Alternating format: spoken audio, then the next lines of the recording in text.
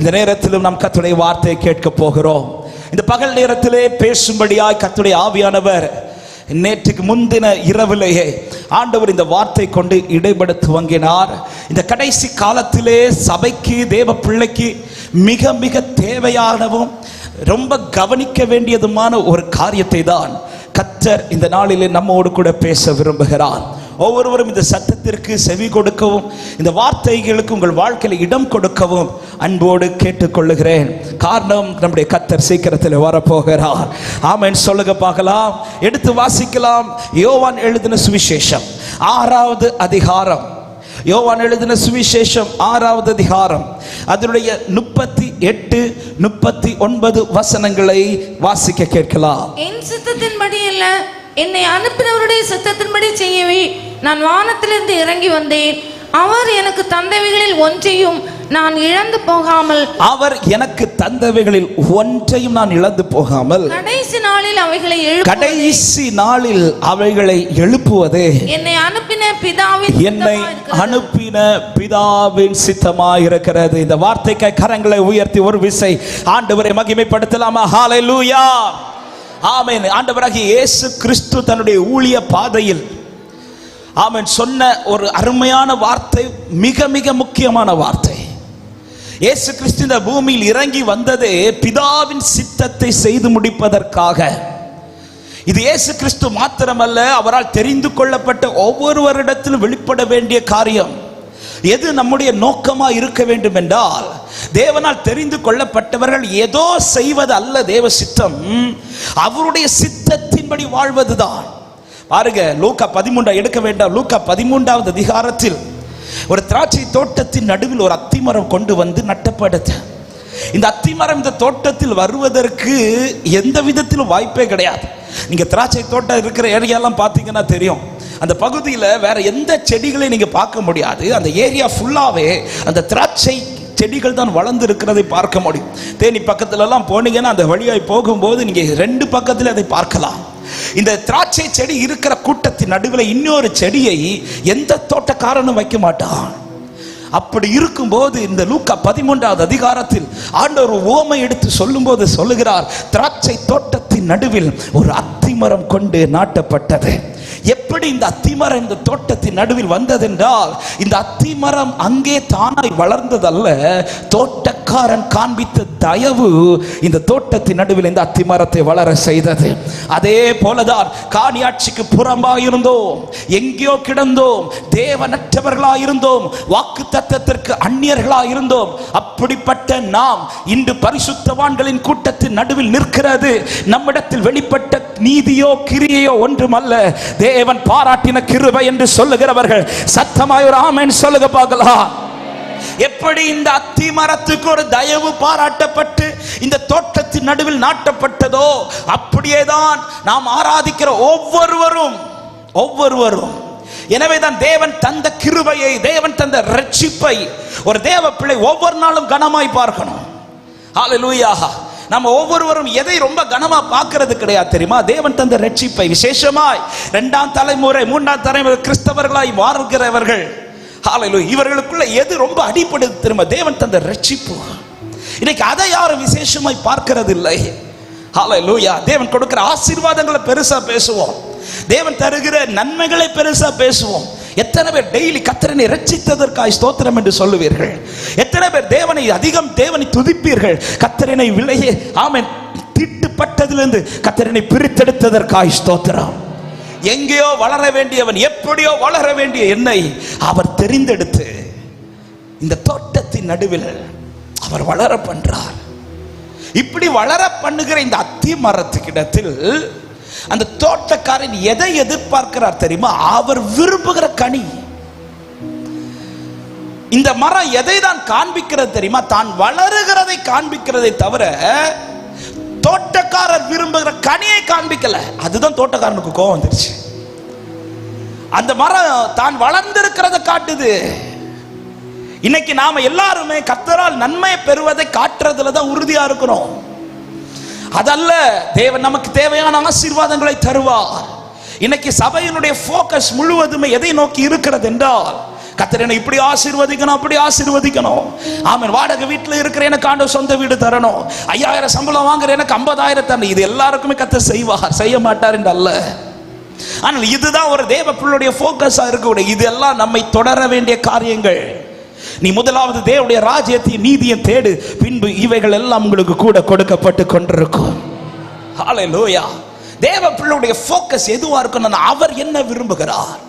இயேசு கிறிஸ்து இந்த பூமியில வந்தது ஒரு அற்புதத்தை செய்வதற்காக அல்ல, அல்லது என்னால் அற்புதம் செய்ய முடியும் என்பதை காட்டுவதற்காக அல்ல.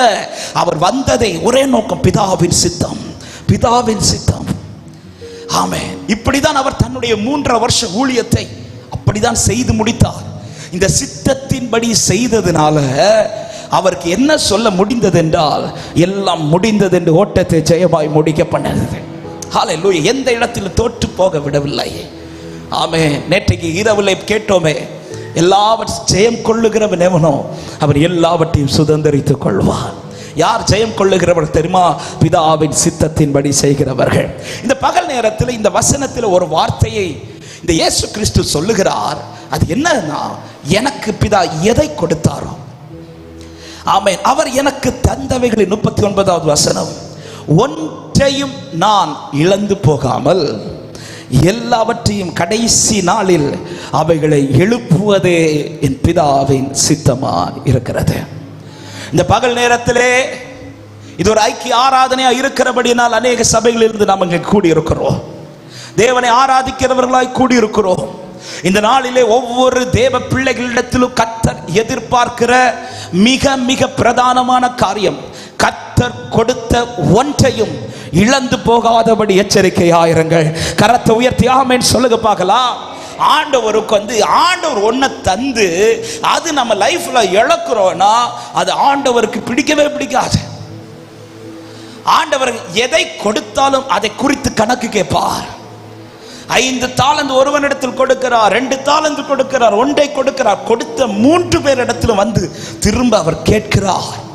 நீங்க பைபிள்ல ஒவ்வொரு பகுதியை படிச்சீங்கன்னா தெரியும், ஒவ்வொரு உவமையை படித்தீர்களானால் தெரியும், கர்த்தர் 1 கொடுத்தால் அதை குறித்து கணக்கு கேட்பார். கர்த்தர் கொடுத்த ஒன்றையும் என் வாழ்க்கையில் நஷ்டப்பட்டு போயிடக்கூடாது. இந்த வார்த்தை பேசும்போது முதலாவது ஒரு காரியத்தை சொல்லிவிட்டு நான் செய்திக்குள் போக விரும்புகிறேன்.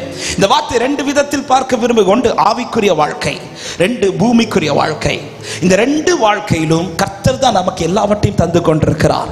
தேவன் தான் எனக்கு எல்லாம் செய்கிறார் சொல்றவங்க மாத்திரம் சத்தமா ஆமென் சொல்லுங்க பார்க்கலாம். ஆவிக்குரிய வாழ்க்கை எடுத்து வைத்து பார்க்கும்போது தேவன் தந்த ரட்சிப்பு, இந்த ரட்சிப்பு நாம் போய் பெற்றதல்ல, தேவன் கிருபையாய் நமக்கு தந்தது. ஹல்லேலூயா. எனவேதான் சீஷர்கள்ட்ட பேசி கொண்டிருக்கும் போது ஒரு வார்த்தை சொல்லுவார். யோவான் 15:16, நீங்கள் என்னை தெரிந்து கொள்ளவில்லை, நான் உங்களை தெரிந்து கொண்டிருக்கிறேன். நாம் தேடி கண்டுபிடித்தவர்கள் அல்ல, நாம் அவரால் தேடப்பட்டு கண்டுபிடிக்கப்பட்டவர்கள். நாம் திரும்பி வந்தவர்கள் அல்ல, நாம் அவரால் திருப்பப்பட்டவர்கள். அப்ப ரட்சிப்பு என்பது நம்முடைய நீதியில் நாம் பெற்றுக்கொண்டது அல்ல, நம்முடைய பரிசுத்தத்தில் நாம் சுதந்தரித்தது அல்ல, நம்முடைய கிரியை நிமித்தம் நாம் போய் எடுத்துக்கொண்டதல்ல, அது தேவ கிருபையினால் நமக்கு கொடுக்கப்பட்டது.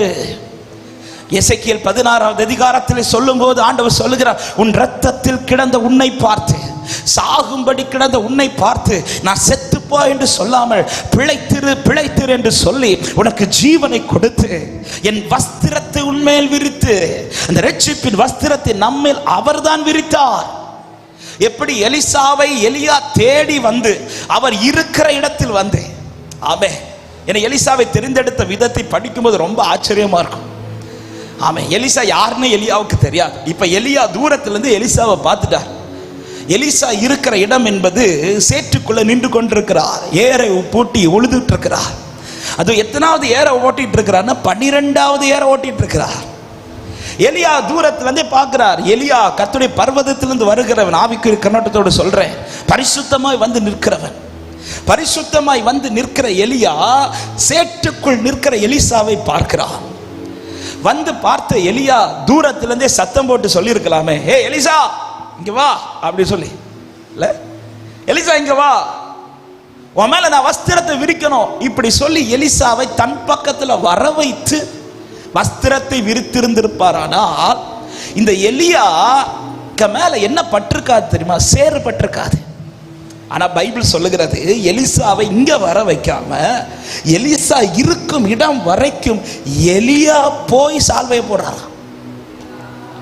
எலிசா இருக்கும் இடம் வரைக்கும் போய் சால்வை போடணும்னா எலிசாவின் மேல் பட்ட அந்த அழுக்கு யார் மேலே பட்டிருக்கும்?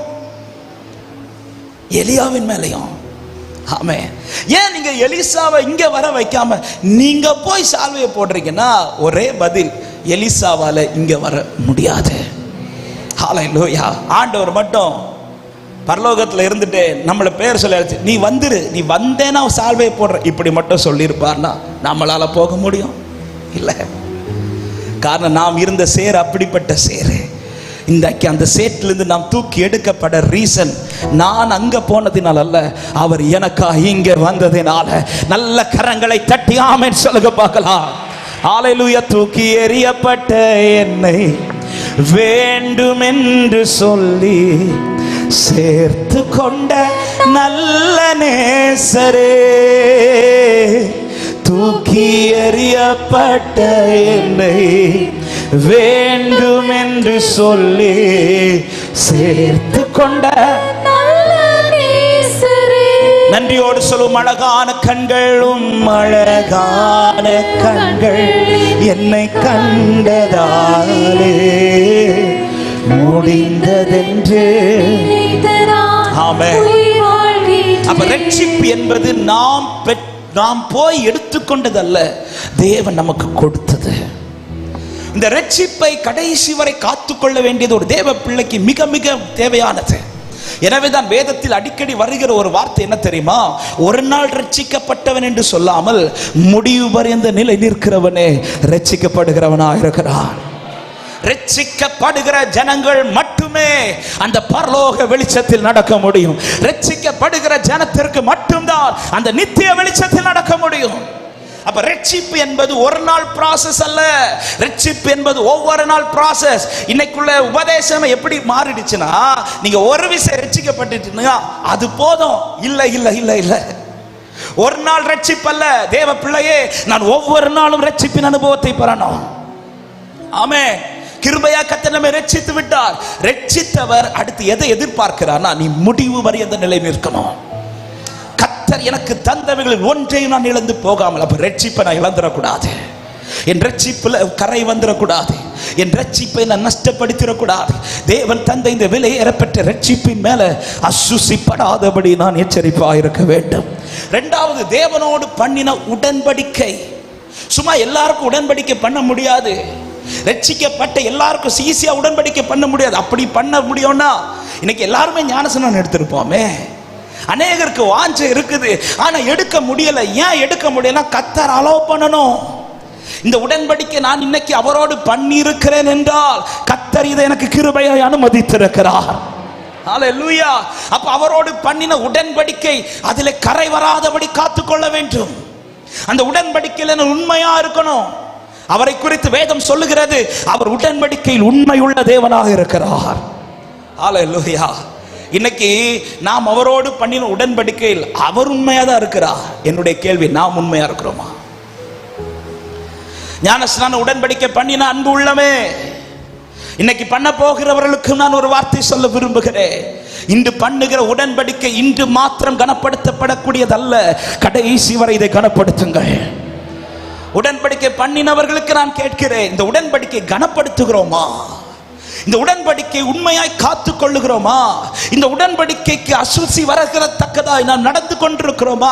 அல்லது இந்த உடன்படிக்கை ஒரு அசுசி வராதபடி சுத்தமாய் காத்துக் கொண்டிருக்கிறேனா? ஹல்லேலூயா. ஒரு பெண் ஒரு சகோதரனுக்கு நியமிக்கப்பட்ட பிறகு அந்த பெண் ரொம்ப கேர்ஃபுல்லா இருக்கணும். விசேஷமா யூத வழக்கத்தின்படி ஒரு ஸ்திரீ ஒருவனுக்கு நியமிக்கப்பட்ட ஆள், அந்த ஸ்திரீ அவன் வந்து அந்த ஸ்திரீயை அழைத்து கொண்டு போகிறது வரையிலும் தன் வாழ்க்கையில ஒரு கரை கூட வராதபடிக்கு. ஆமென். எனவேதான் ரூத் போவாசின் இடத்தில் வந்து என்னை சொந்தமாக்கி கொள்ளும் என்று வஸ்திரத்தை விரியும் என்று கேட்டபோது போவாஸ் சொன்ன முதல் வார்த்தையே, உன்னுடைய முந்தின நற்குணத்தை பார்க்கலாம், உன்னுடைய பிந்தின நற்குணம் உத்தமமாக இருந்ததற்காக. எதை ஃபர்ஸ்ட் பார்க்குறாங்க பார்த்தீங்களா? அசுத்தம் வந்துடக்கூடாது. அவரோடு பண்ணின உடன்படிக்கையில் உண்மை உள்ளவர்களாயிருங்கள். மூன்றாவது, அவர் தந்த அபிஷேகம். அவர் தந்த அபிஷேகத்தை அவித்து போடாதிருங்கள். இது அவர் நமக்கு கொடுத்தது. இன்னைக்கும் எத்தனையோ பேர் அபிஷேகத்திற்காக கதறுகிறார்கள். எத்தனையோ பேர், எத்தனையோ வயதானவர்கள் என்கிட்ட வந்து ஜெபிக்க கேட்டிருக்கிறார். தம்பி, அபிஷேகத்துக்காக ஜெபிச்சுக்கோங்க. இன்னைக்கு கூட ஒரு பெற்றோர், ஒரு தாயார் வந்து, பாஸ்டர் அபிஷேகத்துக்காக, என எத்தனையோ நாட்களா இந்த காரியத்துக்காக ஜெபித்துட்டு இருக்கிறார்கள். எத்தனையோ உள்ளங்கள் இன்னைக்கும் ஏங்கி ஏங்கி ஜெபிக்கும் போது எத்தனை பேருக்கு இங்க இருக்கிறவர்களுக்கு சொல்ல முடியும், அந்த அபிஷேகத்தை கர்த்தர் கிருபையா எனக்கு தந்திருக்கிறார். என் மேல் அந்த அபிஷேக தைலத்தை கர்த்தர் கிருபையா ஊற்றி இருக்கிறார். கர்த்தர் பாராட்டின இந்த விலை ஏறப்பட்ட அபிஷேகத்திற்காக ஸ்தோத்திரம் என்று சொல்லுகிறவர்கள் கரங்களை தட்டி ஆமென் என்று சொல்லி Glory Father. Hallelujah. இந்த கூட்டத்திலே அநேக நாள் காத்திருந்த அபிஷேகம் பெற்றவர்கள் அநேகர் இங்க இருக்கிறீர்கள். ஆனா மெஜாரிட்டி எனக்கு இந்த கூட்டத்தில் சொல்ல முடியும், என்னையும் சேர்த்து சொல்ல முடியும், ஆமென், நமக்கு கர்த்தர் அபிஷேகத்தை ஏங்க கூட விடல. நான் என்ன வச்சு சொன்னேன்னா, ஏங்க கூட விடல. என்ன நிரப்புங்கப்பான்னு ஒரு வார்த்தை தான் கேட்டிருப்போம், நம்மளை தொட்டுட்டார். ஹல்லேலூயா. அவன் என்ன நம்பிக்கையில தொட்டாருங்க? அவன் என்ன நம்பிக்கையில? அவர் என்னை உண்மை உள்ளவன் என்று எண்ணி அந்த விலையேறப்பட்ட பொக்கிஷத்தை இந்த மண் பாண்டத்திற்குள் வைத்திருக்கிறார். இது எனக்கு கிடைத்த பாக்கியம் என்று சொல்றவங்க ஒரு சில நிமிடங்கள் அபிஷேகத்தோட வாய்களை திறந்த அந்நிய பாஷைகளோட கர்த்தரை மகிமைப்படுத்த விரும்புகிறவர்கள், கர்த்தர் எனக்கு கொடுத்த அபிஷேகத்திற்காக, கர்த்தர் கொடுத்த இந்த விலையேற பொக்கிஷத்திற்காக ஸ்தோத்திரம் என்று சொல்லுகிறவர்கள் நல்ல கரங்களை தட்டி ரிகாபா ஷந்தல ரபலபோ லேப்ராமா ஷியகதல ரியாதரா நாளுக்கு நாள் இதை அதிகப்படுத்து, உன் அபிஷேகத்தை அவித்து போடாதே. ஆமென், ஆமென். கர்த்தர் எனக்கு தந்தவைகளில் ஒன்றையும் நான் இழந்து போகாதபடிக்கு. அப்ப ரட்சிப்பை நான் இழந்துடக்கூடாது, உடன்படிக்கையில் என் வாழ்க்கையில் அசுத்தம் வந்துடக்கூடாது, கர்த்தர் கொடுத்த அபிஷேகத்தை நான் அவித்து போடக்கூடாது. அது மாத்திரமல்ல, கர்த்தர் எனக்கு கொடுக்கிற கிருபை வரங்கள், அநேகருக்கு அநேக கிருபைகளை கர்த்தர் கொடுக்கிறார். இன்னைக்கு அந்த கிருபையை நான் எப்படி பயன்படுத்தி கொண்டிருக்கிறேன்? ஊழியத்துக்காக கிருபைகளை பெற்ற அநேக பாத்திரங்களுக்கு இருக்கிறீர்கள். எப்படி அந்த கிருபையை பயன்படுத்தி கொண்டிருக்கிறோம்? ஜெபிக்கிற கிருபையை பெற்ற பாத்திரங்கள் இங்கே இருக்கிறீர்கள். எப்படி அந்த கிருபையை பயன்படுத்தி கொண்டிருக்கிறோம்? தீர்க்க தரிசன கிருபையை பெற்ற பாத்திரங்கள் இங்கே இருக்கிறீர்கள். எப்படி அந்த கிருபையை பயன்படுத்தி கொண்டிருக்கிறோம்? தேவன் கொடுத்த கிருபை வரங்களில் ஒன்றை இழந்து போகாதபடிக்கு எச்சரிப்பாயிருங்கள். ஹல்லேலூயா. பரலோகம் ஒண்ணு என்ன நம்பி தருதுன்னா, என்ன நம்பிக்கையில தருது தெரியுமா? ரெண்டு காரியம். ஒன்னு, நான் இதை சேஃபா பாதுகாப்பேன். ரெண்டு, நான் இதை வளர பண்ணுவேன். ஹல்லேலூயா. ஒன்று, நான் இதை பாதுகாப்பேன். ரெண்டு, நான் இதை வளர பண்ணுவேன். 5 தாலந்தை கொடுத்தவன் கிட்ட சொல்லிட்டு போகல, நீ 10 இதை மாற்றுன்னு சொல்லல. ஆனா கொடுக்கும் போது எஜமானுக்கு ஒரு நம்பிக்கை இருந்துச்சு, இந்த 5 இவன் சேஃபா பாப்பான். அது மட்டும் இல்ல, இந்த 5 10 மாத்தி நிறுத்துவான். ஹல்லேலூயா. 2 கொடுக்கும் போது சொல்லல, இத நீ 4 மாத்துன்னு. ஆனா எஜமானுக்கு நம்பிக்கை இருக்குது, 2 கொடுத்த இதை சேஃபா பாதுகாப்பா. அது மட்டும் இல்ல, இதை வளரவும் பண்ணுவான். 1 கொடுத்தவனை குறித்து இந்த நிச்சயத்தோடு தான் கொடுக்கிறா. அப்படின்னா அடுத்த ஒரு கொஸ்டின் நமக்கு கேட்கலாம். என்ன கொஸ்டின்? அவன் தான் அதை இழக்கலையே, அதை திரும்ப பத்திரமா தானே கொண்டு வந்து கொடுத்தான். அதை இழந்தான்னா எஜமான் கோபப்படுறதுக்கு ஒரு நியாயம் இருக்குது. அவன் தான் இழக்கலையே, அதை பத்திரமாய் தானே கொண்டு வந்து கொடுத்தா. அதன் பிறகு ஏன் இந்த எஜமானுக்கு கோபம் வந்துச்சுன்னா, ஒரு நாள் இந்த வசனத்தை வச்சு தியானிக்கும் போது, ஆண்டவரே அவன் பத்திரமா தான் ஆண்டவரை வச்சிருந்தான், அதன் பிறகு ஏன் இந்த எஜமானுக்கு இந்த கோபம் வந்ததுன்னு சொல்லி ஆண்டவர் சமூகத்தில் உட்கார்ந்து இந்த வசனத்தை தியானிக்கும் போது ஆண்டவர் இடைப்பட துவங்கினார். அவன் வச்சிருந்தது உண்மைதான்ப்பா, பத்திரமா வச்சிருந்தது உண்மை. ஆனா அந்த எஜமான் அவன் கையில கொடுக்கும் போது அந்த தாளந்து எப்படி இருந்துச்சு தெரியுமா? பரிசுத்தமா இருந்துச்சு. ஆனா இப்ப அவன் திரும்ப எடுத்து கொடுக்கும் போது அந்த தாளந்துக்கு மேல என்ன பட்டுடுச்சு தெரியுமா? கரை பட்டுடுச்சு. அவன் பத்திரமா வச்சதை எங்க கொண்டு போய் வச்சுட்டான் தெரியுமா? மண்ணுக்குள்ள கொண்டு வச்சுட்டான். மண்ணு உலகத்திற்கு அடையாளம். ஆமென். கர்த்தர் அநேக கிருபைகளை கர்த்தர் நமக்கு நம்பி தரும்போது, ஆமென், அதிலே அசுத்தம் படாதபடி எச்சரிக்கையை காத்துக்கொள்ளுங்கள். நிறைய பேர் சேஃபா தான் வச்சிருக்கிறோம், ஆனா நம்மளை அறியாமலே சில உலக கரைகள் அதன் மேல, சில பாவ கரைகள் அதன் மேல திரும்ப கொடுக்கும் போது அவர் கொடுத்தது போல கொடுத்திருந்திருப்பானா? எஜமானுக்கு கோபம் என்ன தெரியுமா? இதை மண்ணில் போய் புதைச்சு வச்சுட்டான், உலகத்துக்குள்ள போய் புதைச்சு வச்சுட்டான். ஹல்லேலூயா. அந்நிய காரியங்களுக்குள்ள போய் புதைச்சு வச்சுட்டான். இன்னைக்கு தேவன் தர கிருபைகளையே இன்னைக்கு அநேகர் எதற்காய் பயன்படுத்துகிறார்கள்? அந்நிய காரியங்களுக்காக. ஹல்லேலூயா. சிலருக்கு ஆண்டவர் ஜெபிக்கிற கிருபைகளை கர்த்தர் கொடுத்திருப்பார் பாருங்க. அவங்க ஜெபத்திற்கு ஆண்டவர் அதிகமா பதில் கொடுப்பார். ஆமை. இப்படி யூஸ் பண்ணிட்டு இருக்கிற அநேகர் சில நேரத்தில் எப்படி அதை யூஸ் பண்ண தொடங்கிடுவாங்க தெரியுமா? யாருக்காவது மேல கசப்பெல்லாம் வந்துடுச்சுன்னா ஒரு வார்த்தை சொல்லுவாங்க, நான் மட்டும் ஜெபிச்சேனா, நான் மட்டும் முழங்கால் போட்டேனா. முழங்கால் போட்டா ஒன்றும் ஆகாது. சரியான விதத்தில் அதை பயன்படுத்தாமல் அந்நிய காரியத்தை ஒருத்தங்களை அட்டாக் பண்றதுக்கு இல்ல, ஒருத்தருக்கு விரோதமாய் செயல்படுறதுக்கு தேவர் எதற்கு கொடுத்தாரோ அதற்கு ஏற்றார் போல பயன்படுத்தாமல் தங்கள் இஷ்டத்தின்படியாய் தங்கள் நோக்கத்தின்படியாய் அதை நிறைவேற்றுவதற்கு. ஹல்லேலூயா. ஆமென், ஆமென். அன்பான சபையே, கர்த்தர் கொடுத்த கிருபை வரங்களை பத்திரமாய் பாதுகாத்துக் கொள்ளுங்கள். ஹல்லேலூயா. ஊழியம் செய்கிறவர்களுக்கும் இந்த வார்த்தையை சொல்ல விரும்புகிறேன். கர்த்தர் கிருபையாய் நம்பி நம்மை அழைத்திருக்கிறார். ஏதோ ஒரு ஊழியத்தை செய்ய அல்ல, அவர் விரும்புகிற ஊழியத்தை செய்வதற்காக கர்த்தர் நம்மை அழைத்திருக்கிறார். சத்தமாய் ஆமென் சொல்லுங்க பார்க்கலாம். கிருபை வரங்கள், பரிசுத்த வாழ்க்கை, ஆவிக்குரிய வாழ்க்கையில தேவன் எதை எதை தருகிறாரோ, எதை எதை நம்பி தருகிறாரோ, இது மட்டுமல்ல, சில ஊழிய பொறுப்புகளை உங்கள் சபையிலே கர்த்தர் தருவார். ஆமென். சில காரியங்களை கர்த்தர் உங்களை பொறுப்பாய் நிறுத்துவார். ஆமென். சில நேரத்தில் பாஸ்டர் மூலமா சில பொறுப்புகள் கர்த்தர் உங்க கையில கொடுப்பார். ஆமென். அப்படி கர்த்தர் சில பொறுப்புகளை நம்பி கொடுக்கும் போது அந்த பொறுப்பை நான் எப்படி பயன்படுத்தி கொண்டிருக்கிறேன், எப்படி அதுல நான் பயன்பட்டு கொண்டிருக்கிறேன். ஆமென். எனக்கு அவர் நம்பி தந்தவைகளில் ஒன்றையும் நான் இழந்து போகாதபடி கடைசி நாளில் உயிரோடு எழுப்புவது. சில ஊழிய பொறுப்புகளை கர்த்தர் சபையில சண்டே ஸ்கூல் ஊழியம் செய்கிறவர்கள் இருக்கிறீர்கள். ஆமென். வாலிப ஊழியம் செய்கிறவர்கள் இருக்கிறீர்கள்.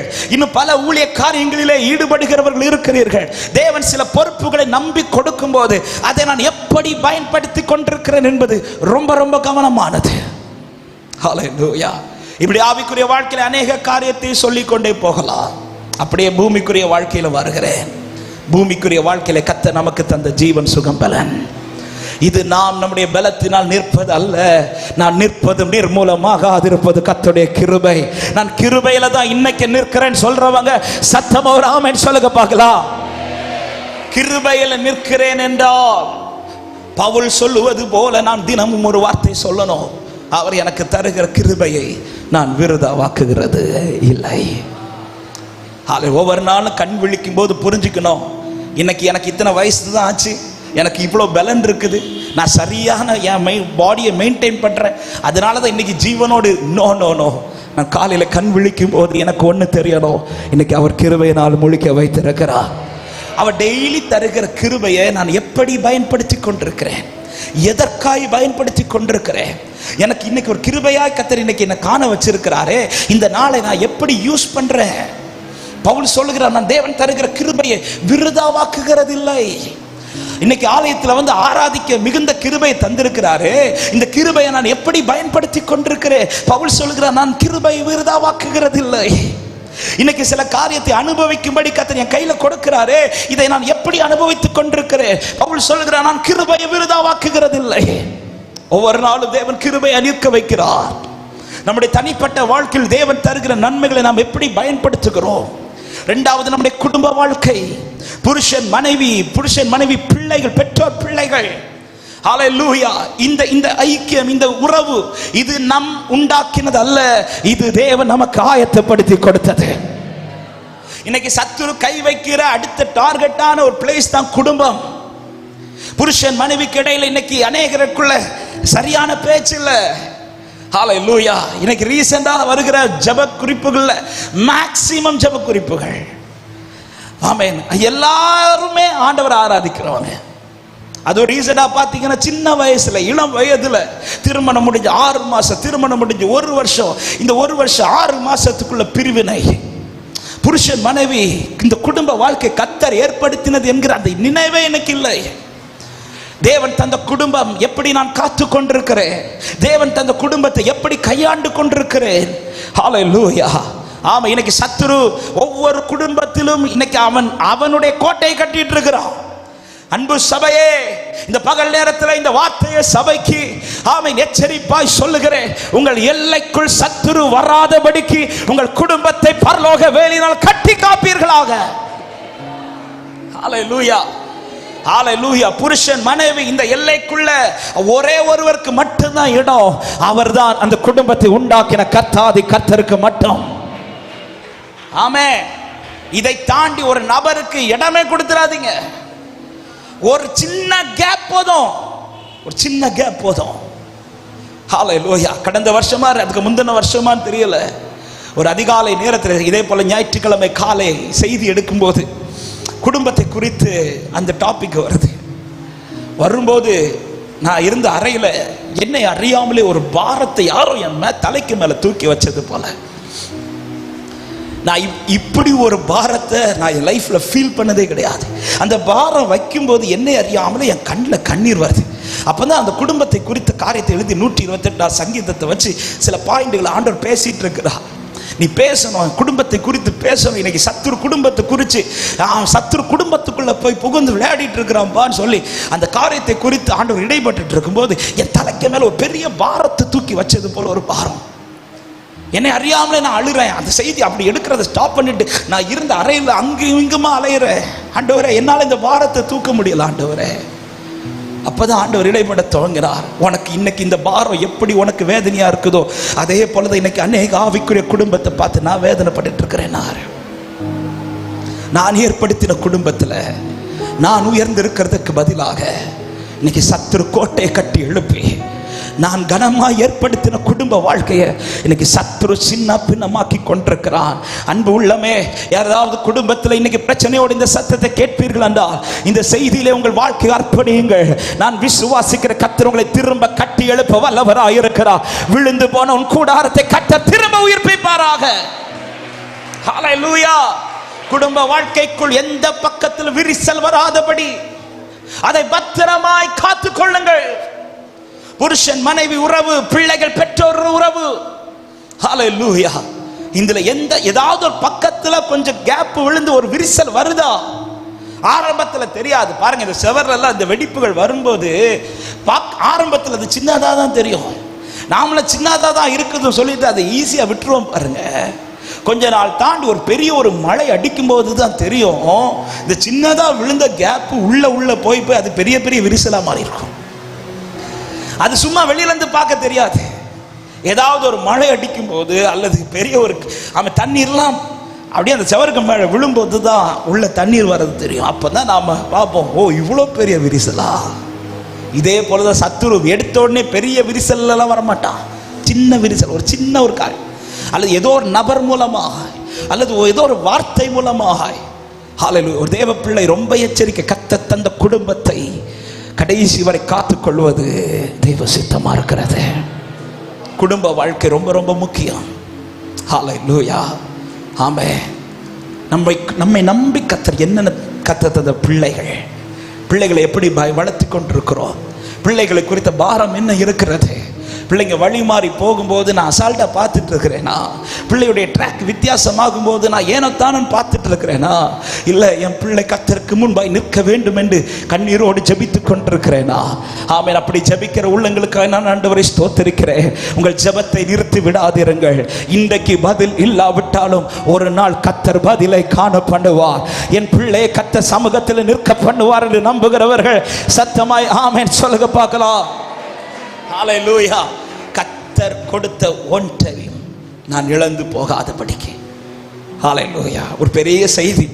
நான் வேகமாய் ஒரு சில காரியத்தை சொல்லி நான் ஜெபிக்க விரும்புகிறேன். ஆமென். தேவன் அப்போ என்னை ஏற்படுத்தினதே, தேவன் எதை என்னை நம்பி தாராரோ அதை நான் பாதுகாக்க வேண்டும், அதை நான் வளர பண்ண வேண்டும். ஏதேன் தோட்டத்தில் ஆதாமை கொண்டு வந்து நிறுத்தினதுமே கர்த்தர் ஆதாம் கிட்ட முதல் சொன்ன வார்த்தை அதுதான். எடுத்து வாசிக்கலாம். ஆதியாகமம் 2வது அதிகாரம் அதனுடைய 15வது வசனத்தை வாசிங்கள். தேவனாகிய கர்த்தர் மனுஷனை ஏதேன் தோட்டத்தில் அழைத்து கொண்டு வந்து அதை பண்படுத்தவும் காக்கவும் வைத்தார். அப்ப ஏதேன் தோட்டத்துல வந்து நீ எல்லாத்தையும் அனுபவிச்சுட்டு அப்படியே போயிரு அப்படி சொல்லல. தேவன் கொடுத்த ஏதேன் தோட்டத்தில் ஆதாமுடைய ஒரு மிகப்பெரிய ஒரு பொறுப்பு இருக்கிறது, ஒரு மிகப்பெரிய பொறுப்பு. நீ இந்த பழத்தெல்லாம் சாப்பிடலாம்ப்பா, நீ இந்த ஏதேன் தோட்டத்தில் இருக்கிற எல்லாவற்றையும் நீ அனுபவிக்கலாம், ஆனா அனுபவிக்கிறதோட மட்டும் விட்டுறாத. இதை நீ பண்படுத்தணும், இதை நீ காக்கணும். அதுதான் சொன்னேன், இதை பாதுகாக்கவும் வேண்டும், இதை வளர பண்ணவும் வேண்டும்.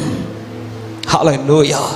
அப்ப தேவன் தந்த ஒன்றையும் நான் இழந்து போவது தேவ சித்தம் அல்ல. ஒருவேளை ஏதாவது கைவிட்டு போயிருக்குமானால் இந்த பகல் நேரத்தில் கர்த்தர் அவைகளை எல்லாவற்றையும் உங்களுக்கு திரும்ப கொடுப்பாராக. சத்தமாய் ஆமென் சொல்லுங்க பார்க்கலாம். இதற்கு ஆதாரமாய் ஒரு பகுதியை முன்வைத்து ஒரு சில காரியங்களை நான் சொல்ல விரும்புகிறேன். 1 சாமுவேல் 30வது அதிகாரத்தை எடுத்துக்கொள்வோம். இந்த பகுதியிலிருந்தே சில காரியங்களை கர்த்தருடைய ஆவியானவர் நம்மோடு கூட பேசுவாராக. இந்த 1 சாமுவேல் 30வது அதிகாரத்தில் ஒரு சம்பவம் நடக்கிறது நமக்கு தெரியும். சிக்லாகிலே தாவீதும் அவனோடு இருந்தவர்களும் இல்லாத தருணத்தை பார்த்து அமலேக்கியர்கள் வந்து தாவீதுடைய மனைவிமார்கள், பிள்ளைகள் மற்றும் எல்லா பொருட்களையும் சிறைபிடித்து போய்விடுவார்கள். எந்த தருணத்தை பார்த்து இதை செய்கிறார்கள் என்றால், தாவீது இல்லாத தருணத்தை பார்த்து. தாவீது இல்லை என்று தெரிந்தது வந்து எல்லாவற்றையும் பிடித்து விட்டு போய்விட்டார்கள். இப்பொழுது தாவீதுடையதும் இல்லை, அவனோடு கூட போன 600 பேருக்குள்ளதும் இல்லை. திரும்பி வந்து பார்த்தபோது ஒரு பெரிய ஷாக். அவன் எதுவுமே இல்லை, எல்லாவற்றையும் சத்துரு பிடித்து போய்விட்டான். இதை பார்த்தபோது அத்தனை பேருக்குள்ளேயும் மனவேதனை. அவன் தாவீதும் அழுகிறான், மற்ற 600 பேரும் அழுகிறார்கள். தாவீதுக்கு என்ன இழப்போ அதே இழப்பு தான் மற்ற எல்லாருக்கும் இருக்கிறது. ஆனால் இப்பொழுது தாவீது மிகவும் நெருக்கப்பட்டான் என்று 6வது வசனம் சொல்லப்படுகிறது. ஏன் நெருக்கப்பட்டான் என்றால், எல்லாருக்கும் இருந்த இழப்பு தான் தாவீதுக்கு. ஆனா இப்ப எல்லாருமே என்ன சொல்ல தொடங்கிட்டாங்கன்னா, இது தாவீதால தான் வந்துச்சுன்னு சொல்லி சொன்னது மட்டும் இல்ல, ஆளுக்கு எல்லாரும் கையில கல்ல எடுக்க தொடங்கிட்டாங்க. ஹல்லேலூயா. இப்ப தாவீது மிகவும் நெருக்கப்பட்டான். நெருக்கப்பட்ட தாவீது நெருக்கத்திலே இருக்காமல் உடனே தேவ சமூகத்தில் உட்கார்ந்து, ஆண்டவரே, நான் இந்த தண்டை பின்தொடர வேண்டுமா, இதை நான் பிடித்துக் கொள்வேனா என்று கேட்கும்போது கர்த்தர் தாவீதை பார்த்து சொல்லுகிற வார்த்தை 8வது வசனத்தை வாசிங்கள். தாவீது கர்த்தரை நோக்கி, நான் அந்த தண்டை பின்தொடர வேண்டுமா, அதை பிடிப்பேனா என்று கேட்டான். அதற்கு அவர் அதை பின்தொடர், அதை நீ பிடித்து சகலத்தையும் திருப்பிக் கொள்வாய் என்றார். கரத்தை உயர்த்தி ஆமென் சொல்லுங்க பார்க்கலாம். அதே போல தாவீது போகிறான். தாவீது போய் 17, 18, 19 வசனத்தில் சொல்லப்படுகிறது, தாவீது முறிய அடித்தான் என்று 17 நடுப்பகுதியில் சொல்லப்பட்டிருக்கிறது. 18வது வசனம் கடைசி சொல்லப்படுகிறது, தாவீது விடுவித்தான் என்று. 19 கடைசி சொல்லப்படுகிறது, ஒன்றும் குறைபடாமல் எல்லாவற்றையும் தாவீது திருப்பி கொண்டான். கரத்தை உயர்த்தி ஆமென் சொல்லுங்க பார்க்கலாம். ஒன்றும் குறைபடல, தன்னிடத்திலிருந்து நஷ்டப்பட்ட ஒன்றும் இழந்து போகல. இந்த பகுதியை ஆவிக்குரிய கண்ணோட்டத்தோடு நான் இந்த செய்தியோடு பேச விரும்புகிறேன். இந்த வார்த்தை நன்றாய் கவனியுங்கள். தாவீது ஆண்டவரை பார்த்து கேட்கிறான், நான் அதை தொடரலாமா, நான் அதை பிடித்துக் கொள்வேனா என்று சொல்லும் போது, ஆண்டவர் நீ தொடர், நீ பிடித்துக் கொள்வாய் என்று சொல்லி முடிக்காமல் கூடவே ஒரு வார்த்தை சொல்லுகிறார், நீ சகலத்தையும் திருப்பிக் கொள்வாய் என்று. ஆண்டவருக்கு கர்த்தர் கொடுத்த ஒன்றும் நாம் இழந்து நிற்பது அவருக்கு பிரியம் கிடையாது. ஆமென் சொல்லுங்க பார்க்கலாம். தேவன் என்னிடத்தில் தந்த ஒன்றை நான் இழந்துடக்கூடாது. விசேஷமா இந்த இடத்துல ஏன் கர்த்தர் தாவீதிட்ட நீ சகலத்தையும் திருப்பணும்னு சொல்லிட்டார்னா, இப்பொழுது தாவீதிடத்திலிருந்து பறித்துட்டு போன இந்த கூட்டம் யார் தெரியுமா? அமலேக்கிய கூட்டம். இந்த அமலேக்கியனுடைய முக்கியமான போக்கஸ் என்ன தெரியுமா? கானானுக்கு போகிறவர்களை தடுப்பது தான் அவனுடைய போக்கஸ். யாத்திராகமம் 17வது அதிகாரம் எடுக்க வேண்டாம், தெரிந்த சம்பவம், நேரம் இல்லாததினால் நான் சொல்லிவிடுகிறேன். இஸ்ரவேல் ஜனங்கள் எகிப்து தேசத்திலிருந்து புறப்பட்டு இப்பொழுது வெளியில வராங்க. சமுத்திரத்தை கடந்து விட்டார்கள். சமுத்திரத்தை ஏன் கடக்க வைக்கிறார்? சமுத்திரம் எதற்கு அடையாளம்? அதுதான் ஞான ஸ்நானத்துக்கு அடையாளம். புதிய ஏற்பாட்டில் எழுதும் போது பவுலை கொண்டு கர்த்தர் எழுதினார், அவர்கள் மோசைக்குள்ளாக, அவர் சமுத்திரத்திலும் அவர்கள் மேக ஸ்தம்பத்தினாலும் அக்னி ஸ்தம்பத்தினாலும் ஞான ஸ்நானம் பண்ணப்பட்டார்கள் என்று. அப்ப சமுத்திரத்தை இப்பொழுது கடந்து ஞானஸ்நானம் பண்ணப்பட்டு கானானுக்கான வாசல் திறக்கப்பட்டு மேக ஸ்தம்பத்தினால் நடத்தப்பட்டு இப்பொழுது அவர்கள் மாராவையும் கடந்து விட்டார்கள். கடந்து இப்பொழுது அவங்க ரெவிதீம்ல இளைப்பாற வந்து உட்காரும் போது, ரெவிதீம் என்பது இளைப்பாறுதலின் ஸ்தலம் என்று அர்த்தம். சரி, கொஞ்சம் ரெஸ்ட் எடுக்கலாம், சமாதானமா இருந்துட்டு போலான்னு சொல்லி அவர்கள் வந்து உட்கார்ந்து, இப்ப அவங்க பிரயாணம் எல்லாமே எங்க போறாங்க தெரியுமா? கானானை நோக்கி பிரயாணம். இவர்கள் யுத்தம் பண்ணி பழக்கம் கிடையாது, இதுவரை யுத்தம் செய்ததும் இல்லை.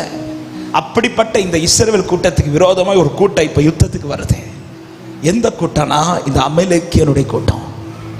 இந்த அமலேக்கியன் எதற்காக இப்பொழுது இவர்களுக்கு விரோதமா யுத்தத்துக்கு வருகிறார் என்றால், ஆவிக்குரிய அர்த்தத்தோடு சொல்ல போனா இவங்க சமாதானமா இருந்துடக்கூடாது, இவங்க கானானுக்குள் போயிடக்கூடாது. சத்துருடைய மிகப்பெரிய தந்திரத்தில் ஒரு பெரிய தந்திரம் என்ன தெரியுமா? ரெண்டு காரியம். ஒன்று, ஒரு தேவ பிள்ளை சமாதானமா இருந்துடக்கூடாது. ரெண்டு, இந்த தேவ பிள்ளை கானானுக்குள்ள போயிடக்கூடாது. வேற எதையுமே சாத்தான் உங்களுக்கு தடுக்க மாட்டான். இந்த உலகத்தின் ஆசீர்வாதத்தை தருவதை சாத்தான் தடுக்க மாட்டான். ஆனா பரலோகத்துக்கு நேர ஒரு ஸ்டெப் நீங்க எடுத்து வைப்பீங்கன்னா சாத்தான் தடுக்க வருவான். தேவனுக்கு அடுத்த காரியத்தில் நீங்க ஒரு ஸ்டெப் எடுத்து வைப்பீங்கன்னா சாத்தான் தடுக்க வைப்பான். உண்மை உறுதியாய் பற்றி கொள்ளுகிற உண்மையை நம்பி இருக்கிறபடியால் நீர் அவனை பூரண சமாதானத்தோடு, அப்ப அவரை பற்றி பிடிக்கிற காரியத்தில் நீங்க ஒரு ஸ்டெப் எடுத்து வைப்பீங்கன்னா அதை தடுக்க வருவான். ஆண்டவர் இந்த அமலேக்கியன் பிடிச்சிட்டு போனதை பார்த்ததும் தாவீது சொல்றாரு, அந்த அமலேக்கியன் கையில ஒன்னும் இருந்துடக்கூடாது, நீ சகலத்தையும் திருப்பிக்கொள் என்று கர்த்தர் சொல்லுகிறார். ஹல்லேலூயா. நான் உன்கிட்ட தந்தது ஒன்றும் அந்த அமலேக்கியன் கையில இருந்துடக்கூடாது. இந்த அமலேக்கியனை குறித்து கர்த்தர் இப்படி எழுதி வைத்தார். யாத்திராகமம் 17வது அதிகாரம் அதனுடைய 16வது வசனத்தை மட்டும் வாசியுங்கள். யாத்திராகமம் 17:16. அமலேக்கின் கை கர்த்தருடைய சிங்காசனத்துக்கு விரோதமாய் இருந்தபடியால் தலைமுறை தோறும் அவனுக்கு விரோதமாய் கர்த்தரின் யுத்தம் நடந்தது. வார்த்தையை நல்லா கவனிச்சுங்களா. இந்த அமலேக்கியர் யார் தெரியுமா? கர்த்தருடைய சிங்காசனத்துக்கு விரோதமாய் போராடுகிறவன். அதாவது அந்த சிங்காசனத்துக்கு நேராய் எந்தெந்த தலைமுறைகள் பிரயாணிக்கிறார்களோ அவர்களுக்கு விரோதமாய் போராடுகிறவன் தான் இந்த அமலேக்கியன். அப்ப என் வாவிக்குரிய வாழ்க்கையில ஒரு போராட்டத்தை இன்னைக்கு சத்துரு கொண்டு வந்து தேவன் தந்தவைகளை சிலதை நஷ்டப்படுத்த ஒரு சத்துரு துடிக்கிறான் என்றால் அதுதான் அமலேக்கியனுடைய ஆவி. இந்த அமலேக்கியன் கையில் என்னுடையது ஒன்றும் இருக்கக்கூடாது, அத்தனையும் என் கரத்தில் கடைசி வரை இருக்க வேண்டும் என்பது என் பிதாவின் சித்தமாயிருக்கிறது. இன்னைக்கு சில காரியங்கள் என் கையை விட்டு போயிடுச்சுன்னு யாராவது ஃபீல் பண்றீங்கன்னா இன்னைக்கு அதை திருப்புவதற்காக இந்த பகல் நேரத்தில் போராடுங்கள். ஹல்லேலூயா. தாவீது இருந்து கேட்டதும் அந்த ஆண்டவர் சொல்ற, நீ போ, எதெல்லாம் திருப்ப முடியுமோ அதெல்லாம் திருப்ப. அப்படி சொல்லல ஆண்டவர், ஸ்ட்ரிக்டா சொல்லிட்டார், சரியா சொல்லிட்டார், நீ சகலத்தையும் திருப்பிக் கொள்வாய். வேதம் சொல்லுகிறது தாவீது ஒன்றும் குறைபடாமல், அதாவது அந்த சத்ருவின் கையில ஒரு காரியம் கூட இல்லாதபடிக்கு அத்தனையும் தாவீது திருப்பிக் கொண்டான். கர்த்தர் சொன்னாரே, இதோ உலகத்தின் அதிபதி என்னிடத்தில் வருகிறான், அவனுக்கு என்னிடத்தில் ஒன்றுமே இல்லை. ஹல்லேலூயா. இந்த வார்த்தையை சொல்லும் போது ஒரு வார்த்தையை சொல்ல விரும்புகிறேன். ஆண்டவர் வந்து நம்மை பார்க்கும்போது சத்துருடைய எந்த காரியமும் நம்ம கையிலே இருக்கக்கூடாது, நம்முடைய எந்த காரியமும் சத்துரு கையிலே இருக்கக்கூடாது. ஹல்லேலூயா. அதாவது சத்துரு வந்து உரிமை பாராட்டத்தக்கதா எதுவும் நம்முடைய வாழ்க்கையில் இல்லாதபடிக்கு ஜாக்கிரதையா இருங்க.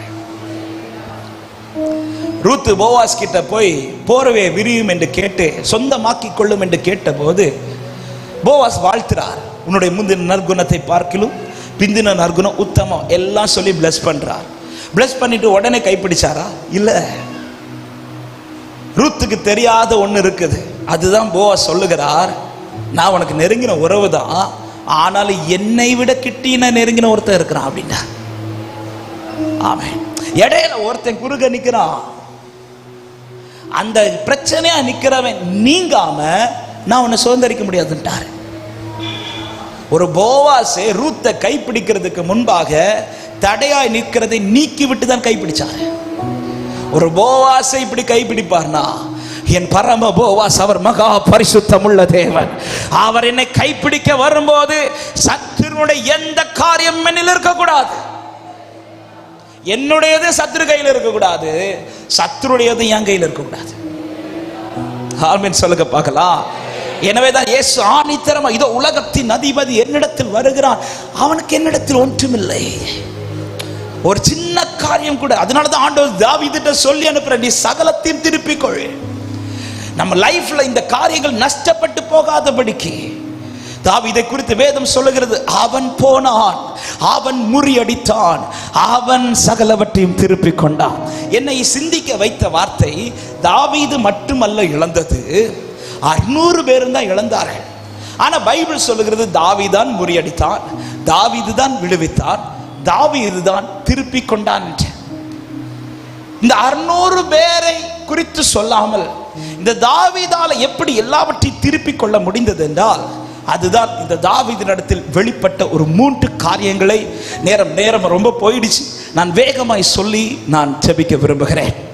ஒன்றும் இழந்து போகக்கூடாது என்றால், அல்லது இழந்து போனதை திருப்பிக் கொள்ள வேண்டும் என்றால், இந்த 3 காரியங்கள் நம்முடைய வாழ்க்கையில் மிக மிக அவசியம்.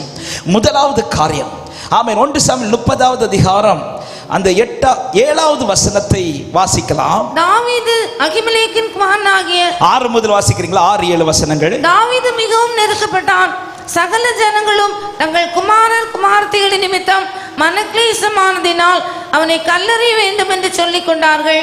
தாவீது தன் தேவனாகிய கர்த்தருக்குள்ளே தன்னை திடப்படுத்திக் கொண்டான். தாவீது அகிமெலேக்கின் குமாரனாகிய அபியத்தார் என்னும் ஆசாரியனை நோக்கி, ஏபோத்தை என்னிடத்தில் கொண்டு வா என்றான்.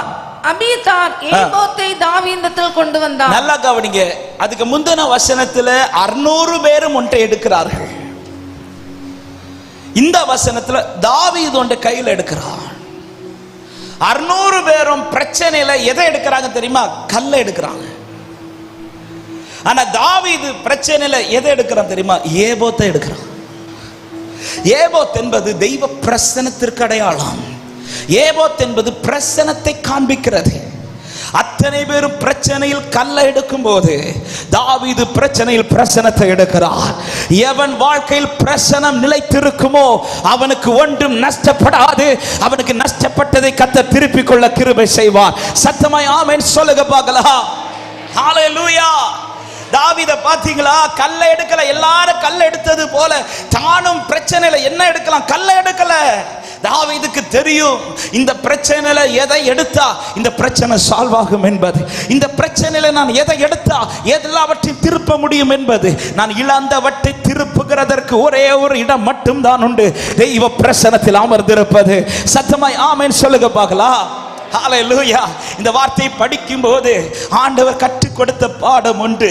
சத்துருவுக்கு தாவீதுடைய மனைவியை கை வைக்க முடிந்தது, தாவீதுடைய பிள்ளைகளை கை வைக்க முடிந்தது, தாவீதுடைய பொருட்களை கை வைக்க முடிந்தது. ஆனால் எதை கை வைக்க முடியல தெரியுமா? ஏபோத்தை கை வைக்க முடியல. தாவீதின் வாழ்க்கையில் இருக்கிற பிரசனத்தை கை வைக்க முடியல. அன்பு சபையே, நம் வாழ்க்கையில எது வேணாலும் நஷ்டப்படலாம். ஆனா அப்பாவோடு உள்ள உறவு நஷ்டப்பட்டுறக்கூடாது. தெய்வ பிரசனத்தை நஷ்டப்பட்டுறக்கூடாது. தெய்வ பிரசனம் நஷ்டப்பட்டுடுச்சுன்னா எல்லாமே போயிடுச்சு, எல்லாமே போயிடுச்சு.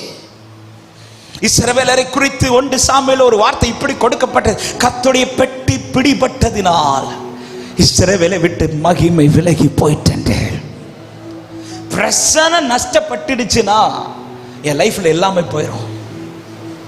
எனவேதான் ஒரு தேவ பிள்ளை எதுக்கு டெய்லி ஏங்கணும் தெரியுமா? அவர் பிரசனத்தில் அமர்ந்திருப்பது, அவர் பிரசனத்தில் அமர்ந்திருப்பது. பிரசனம் உங்க வாழ்க்கையில நஷ்டப்படாமல் இருக்குமானால் ஒன்றும் கெட்டு போக கர்த்தர் விடவே மாட்டார். ஒருவேளை சத்துரு சிலதை பறித்து கொண்டு போனாலும் அவற்றை எல்லாவற்றையும் திருப்பிக் கொள்ள கர்த்தர் கிருபை செய்வார். தாவீது உடனே எதுக்கு ஃபோக்கஸ் பண்ற பாருங்க. இதுதான் தாவீது இருதயத்துக்கு ஏற்றவனா பார்க்கிறார் ஆண்டவர். நாம பிரச்சனையில பிரசனத்தை தேடுவோமா அல்லது வேற ஏதாவது தேடுவோமா? தாவீதை பாத்தீங்களா? பிரச்சனையில பிரசனத்தை தேடுறான். ஹalleluya. பிரச்சனையில எவன் ஒருவன் பிரசனத்தை தேடுகிறானோ அவன் வாழ்க்கையில பிரச்சனை ஓங்காது, பிரசனம் தான் மேற்கொள்ளும். ஆமென். பிரசனம் உங்க லைஃப்ல உயர உயர பிரச்சனை தாந்துட்டே இருக்கும். 7 மடங்கு அக்கினிய ராஜா உயர்த்த உயர்த்த உயர்த்த 3 பேர் நடுவில் நின்று பிரசனத்தை உயர்த்துறாங்க. பைபிள் சொல்லுகிறது, அவர்கள் தீக்குள்ள போன பிறகும் அவங்க மேல தீக்க வாசனை கூட இல்லையா. ஏன் இல்லைன்னா உள்ள இன்னொரு தீ எரிஞ்சிட்டு இருக்கு.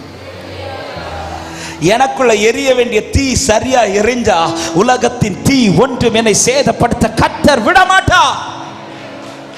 ஹalleluya. நேற்று இரவில் அதைதான் ஆண்டவர் இடைப்பட்டார். பிரசன்னத்தை நஷ்டப்படுத்தி விடாதீர்கள். கூட்டத்தில் இருக்கிற எல்லாரும் இந்த பிரசன்னத்துக்குள்ள இருக்கிறாங்களான்னு கேட்டா இல்ல. ஆனா தாவீதே, நீ பிரசன்னத்தை நஷ்டப்படுத்திராத. உங்க குடும்பத்துல எல்லாரும் இந்த பிரசன்னத்துல இருக்கிறாங்களான்னு கேட்டா இல்ல. ஆனா நீங்க அந்த பிரசன்னத்தை நஷ்டப்படுத்திராதீங்க. 600 பேரும் இந்த பிரசன்னத்தில் இல்லாவிட்டாலும் நீங்க ஒருவன் நிற்கிறது நிமித்தமாய் உங்கள் கூடாரம் காக்கப்படும். உங்கள் கூடாரத்தில் சகலமும் திருப்பிக் கொள்ளப்படும். ஹalleluya. நம்ம பிரச்சனை என்ன தெரியுமா? 600 பேரை கல் எடுக்கிறாங்க. அப்புறம் நான் எப்படி போய் ஜெபிக்கிறது? நான் எப்படி போய் பிரசன்னத்தில் உட்கார்றது? தாவீது அதை யோசிக்கல. தாவீதுக்கு தெரியும், இந்த பிரசன்னத்தில் 600 பேர் என் கூட வந்து உட்கார விட்டாலும் நான் இருந்தா என் நிமித்தம் என் கூடாரத்தை கர்த்தர் காத்துக் கொள்வார். ஹalleluya. ஆண்டவர் இஸ்ரவேல் ஜனங்களுக்கு மன்னாவை கொடுத்தார்ல, இந்த மன்னாக்கு ஒரு வேலிடிட்டி டைம் இருக்கு. எவ்வளவு நேரம் அந்த மன்னா கெடாம இருக்கும் தெரியுமா? எவ்வளவு நேரம் கெடாம இருக்கும்? பைபிள் காலேஜ் ஸ்டூடெண்ட்ஸ், எவ்வளவு நேரம் கெடாம இருக்கும்? 24 மணி நேரம் தான் அந்த மன்னாக்கு வேலிடிட்டி. அப்படி இருந்த மண்ணால ஒரு பாத்திரத்தில் இருக்கிற மண்ணா மட்டும் கெடவே இல்லையா? எந்த பாத்திரத்தில் இருந்த மண்ணா? உடன்படிக்கை பெட்டிக்குள்ள இருந்த பாத்திரத்தினுடைய மண்ணா கெடாம இருந்துச்சு. பெட்டிக்கு வெளியில இருந்த மண்ணாக்கு வேலிடிட்டி 24 மணி நேரம். பெட்டிக்கு உள்ள இருந்த மண்ணா கெடாமல் கடைசி வரை நின்றது. அதன் அர்த்தம் என்ன? என் லைஃப்ல பிரசன்னம் நஷ்டமாச்சுன்னா என் லைஃப்ல எல்லாமே கெட்டு கொண்டிருக்கும். ஆனா பிரசன்னம் நஷ்டமாகலனா ஒன்றும் கெடாதபடி கர்த்தர் காத்து நடத்தி கொண்டே இருப்பார். ஹalleluya. இயேசு கிறிஸ்து 5 அப்பத்தை 5000 மாத்தினார்ல, அது கூட இன்னொரு பொருளையும் பிளஸ் பண்ணார். எந்த பொருள்? 2 மீன். சரி, இந்த 5 அப்பமும் 2 மீனும் ஒரு சின்ன பையன் கையில இருந்துச்சுல, எவ்வளவு நாள் இருந்துச்சு? நீங்க இருக்கிறத பார்த்தா நாங்க சத்தியமா அந்த கூட்டத்தில் இல்ல பாஸ்டர்னு சொல்ற மாதிரி 3 நாள் இப்ப இருக்கிறாங்க. இந்த 5 அப்பமும் இந்த 2 மீனும் ஒரு சின்ன பையன் கையில இருக்கு. எவ்வளவு நாள் அந்த பையன் கையில இருக்கு? ஹலோ, கணக்கு தெரியாதா? 3 நாள் இருக்கு. இப்ப என் கேள்விக்கு சரியா பதில் சொல்லுங்க. ஒரு மீன் கெடாம இருக்கு எவ்வளவு நேரம்? நெய்யூர்காரர்களே, குளச்சல்காரர்களே சொல்லுங்க, ஒரு மீன் எவ்வளவு நேரத்துல கெட்டு போயிடும்? ஒரு நாள் இருக்குமா? சரி, ஒரு நாள்னே வைங்க. இப்ப 3 நாள் இந்த பையன் கையில மீன் இருக்கு. ஃப்ரிட்ஜில் வச்சானா? ஃப்ரிட்ஜை தூக்கிட்டு போனானா? 3 நாள் இந்த அப்பம் 5 அப்பம் கெடாம இருக்கு. எப்படிங்க கெடாம இருந்துச்சு? எப்படிங்க இந்த மீன் கெடாம இருந்துச்சு? இருந்த இடம் அப்படிப்பட்ட இடம். எங்கேயோ இல்ல, பிரசனத்துல உட்கார்ந்து இருக்கிறார். பிரசனத்துல இருக்கிற வாழ்க்கை கெட்டு போக விட மாட்டா. பிரசனத்துல பாதத்துல அமர்ந்திருந்தவன் கையில இருந்த அப்பமே கெடாதுனா பிரசனத்தில் இருக்கிற பிள்ளை கெட்டு போக கர்த்தர் விட மாட்டார்னு சொல்றவங்க கரங்களை தட்டி ஆமென் என்று சொல்லி ஆண்டவரை மகிமைப்படுத்துக பார்க்கலாம். Glory, hallelujah. என் லைஃப்ல இன்னைக்கு சிலது கெடுதுனா நான் எதை பார்க்கணும் தெரியுமா? அப்ப பிரச்சனை இங்க நஷ்டமாகுதுன்னு அர்த்தம். இன்னைக்கு தேவ பிள்ளைகள் வாழ்க்கையை விட்டு சத்துரு பறிக்கிறது. நேற்றைக்கு சொன்னேன், இந்த தேவனோடு உள்ள உறவு தான். இன்னைக்கு என்னால எந்த சிச்சுவேஷன்ல அப்பா பிரசன்னத்துல உட்கார முடியுதா என்பதை யோசியுங்கள். இன்னைக்கு ஆண்டவரோடு டெய்லி நான் பழக முடியுதான்னு பாருங்க. எனக்கு ஒரு அதான் சொன்னேன், சிலருக்கு வந்து எப்பதான் ஜெபம் அதிகமாகும் தெரியுமா? பிரச்சனை வந்தாது இல்ல? ஆமென். ஜெபிக்காத பிள்ளைங்க எல்லாம் ஒரு டைம் ஜெபிப்பாங்க. எப்ப தெரியுமா? எக்ஸாம் வரும்போது. எக்ஸாம் வரும்போது ஜெபம் ஓடும். அந்த டைம் இருக்கிற ஜெபம் பயங்கரமான ஜெபமா இருக்கும். அப்புறம் அந்த எக்ஸாம் முடிஞ்ச பிறகு அந்த ஜெபத்தை எங்க போச்சுன்னே திரும்ப அதே ஜெபம் கண்டினியூ ஆகும். எப்ப தெரியுமா? ரிசல்ட்டுக்கு முந்தின நாள். சிலருக்கு இன்னைக்கு பிரச்சனை எப்பதான் வரும் தெரியுமா? பிரச்சனையே வந்தாதான் இல்ல. இன்னைக்கு டெய்லி அந்த பிரச்சனத்துல இருந்து பழகுறோமா? தேவனோட உள்ள உறவு இன்னைக்கு எப்படி நாம் பழக்கி நாம் இன்னைக்கு புதுப்பித்துக் கொண்டிருக்கிறோம். என் வாழ்க்கையில நடந்த ஒரு இன்சிடென்ட் கர்த்தர் கற்றுக் கொடுத்த ஒரு பாடம். பல இடத்துல இந்த கர்த்தர் சாட்சியை சொல்ல வச்சிருக்கிறார். இந்த உறவை குறித்து கர்த்தர் இந்த வருஷத்தின் ஆரம்பத்திலிருந்து கர்த்தர் அநேக இடத்துல பேச வைத்து கொண்டிருக்கும் போது எனக்கு இந்த சாட்சியை கர்த்தர் நினைவுபடுத்தினார். என் லைஃப்ல கர்த்தர் இதை கற்றுக் கொடுத்த ஒரு பாடம். எனக்கு 4 வருஷம் கழிச்சு தான் ஒரு பையன் பிறக்கிறான். எனக்கு அவன் பிறந்ததே பெரிய சாட்சி. ஏன்னா எனக்கு பிள்ளைய பிறக்காதுன்னு சொன்ன இடத்துல கர்த்தர் எனக்கு ஒரு அழகான ஆண் குழந்தையை கொடுக்கிறார். அவன் பேர் ஐசக். அவன் பிறந்ததுலேருந்து எனக்கு அவனை பார்க்க பார்க்க சந்தோஷம். எனக்கு அவன் பிறந்தது சந்தோஷத்தை விட எனக்கு இன்னொரு சந்தோஷம் என்னன்னா, எனக்கு பிள்ளை வர்றதுக்கு முன்னாடி எங்கள் வீட்டில் எல்லாருக்குமே பிள்ளைங்க உண்டு. அப்போது என்னுடைய அண்ணன் ஜான்சாமன், என்னுடைய பொண்ணு ஜாஃபியா, அவன் என்னை எப்படி கூப்பிடுவான்னா சித்தப்பான்னு கூப்பிட மாட்டேன், சித்தப்பா டேடின்னு கூப்பிடுவான். எந்த பிள்ளைங்களும் இப்படி கூப்பிட்டதுதான் நான் பார்த்தது கிடையாது. இவன் சித்தப்பா டேடின்னு கூப்பிடும்போது அதில் என்ன வார்த்தை வருது, டேடின்னு வர்றதுனால அவன் என்ன அப்பான்னு கூப்பிட்றாளேன்ட்டு, என்னத்தை தான் சித்தப்பா டேடின்னு கூப்பிட்டாலும் ஒரு வார்த்தை ஆட் ஆகுது, சித்தப்பான்னு ஆட் ஆகுதுன்ட்டு எனக்கு கொஞ்சம் ஃபீல் ஆகும். சார் டேடின்னு கூப்பிட்றதுக்கு பிள்ளை இல்லையே அப்படி சொல்லி ஃபீல் ஆகும். இது ஆரம்பத்தில் இல்லை, ஒரு 3.5 வருஷம் நான் கல்யாணம் முடிஞ்சு 3 வருஷம் ஆகும்போது எனக்கு பிள்ளை பிறக்குமாங்கிற ஒரு கேள்வியெல்லாம் இருந்தபோது எனக்கு வந்துச்சு. இப்போ எனக்கு பையன் பிறந்ததும் எனக்கு என்ன சந்தோஷம் வந்துட்டுனா, என் பையனை சித்தப்பா டேடின்னு கூப்பிட போகிறான், என்ன அப்பான்னு கூப்பிட போகிறான். எனக்கு அதை கேட்கறதுக்கு ஆசையாக வெயிட் பண்ணி 6 மாதத்துலேருந்தே அவன் படுத்திருக்கிற பக்கத்துலேருந்து டே அப்பா சொல்கிறா அப்பா சொல்கிறா. நானும் அவன்கிட்ட சொல்லி பார்க்குறேன். 6 மாத பிள்ளை எங்கள் அப்பா சொல்ல போகுது, இருந்தாலும் வெயிட் பண்ணுறேன். அவன் அப்பா சொல்லுவான் அப்பா சொல்லுவான். 8 மாதத்தில் அவன் வாயில் வந்த முதல் வார்த்தை என்ன தெரியுமா, அல்லேலுயா.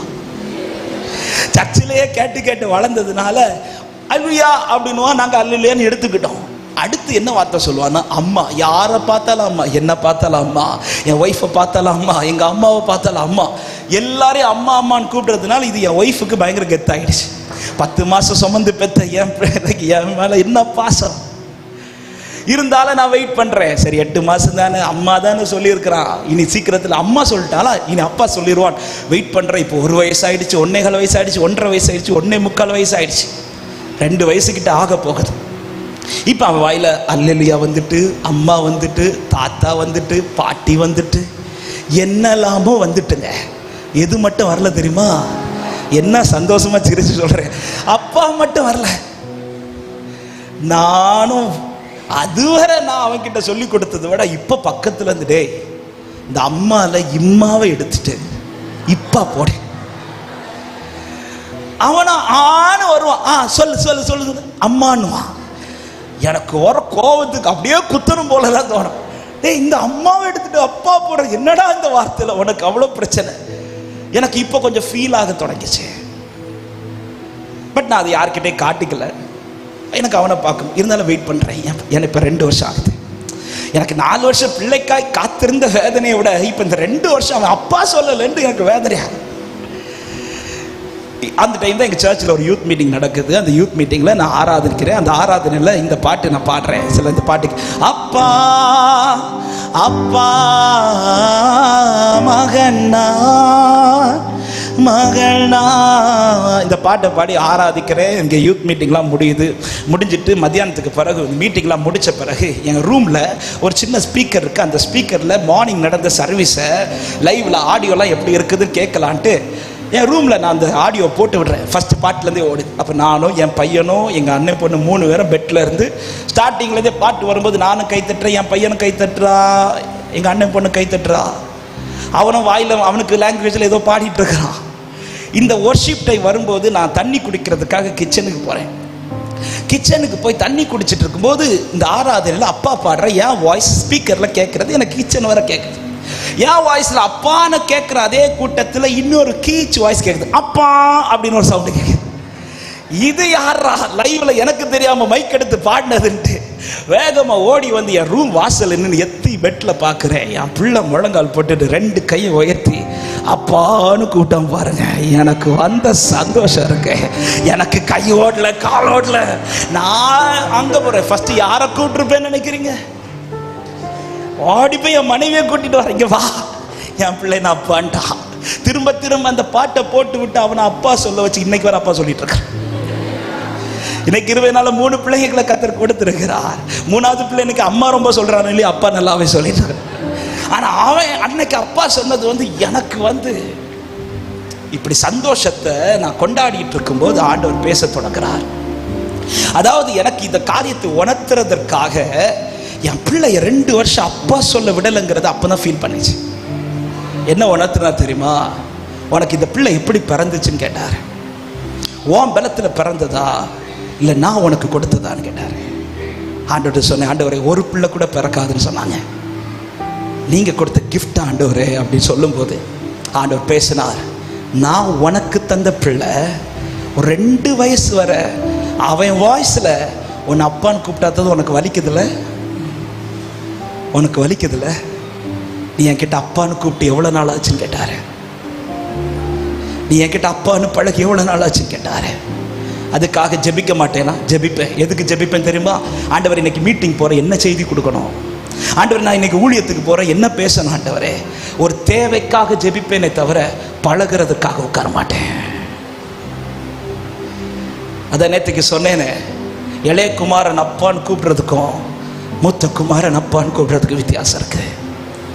இளைய குமாரன் அப்பான்னு கூப்பிடுறதே ஏதாவது எழுதி வாங்குறதுக்கு, மூத்த குமாரன் அப்பான்னு கூப்பிடுறதே பழகிறதற்காக. இந்த பழகுகிற இருதயத்தில் இருக்கிறவர்களுக்கு மட்டும்தான் பிரசனத்தை தக்க வைக்க முடியும். பிரசனத்தை தக்க வைக்கிறவனுக்கு மட்டும்தான் ஒன்றும் இழந்து போகாமல் காத்துக்கொள்ள முடியும். சத்தமாய் ஆமென் சொல்லுங்க பார்க்கலாம். ஹல்லேலூயா. இன்னைக்கு அநேகர் இதை தான் இழந்து விட்டோம். இந்த பழக்கம் இன்னைக்கு நிறைய போயிட்டுச்சு. இன்னைக்கு அநேகர் வந்து சொல்லுகிற பிரேயர் ரிக்வெஸ்ட்ல ஒரு ரிக்வெஸ்ட் என்ன தெரியுமா? முன்னாடி மாதிரி ஜெபிக்க முடியல பாஸ்டர். முன்னாடி அதிகாலையில் கத்த தட்டி எழுப்புவார், இருந்து அவர்கிட்ட பேசுவேன். இரவுல ஆண்டவர் சமூகத்தில் உட்கார்ந்து பேசுவேன்.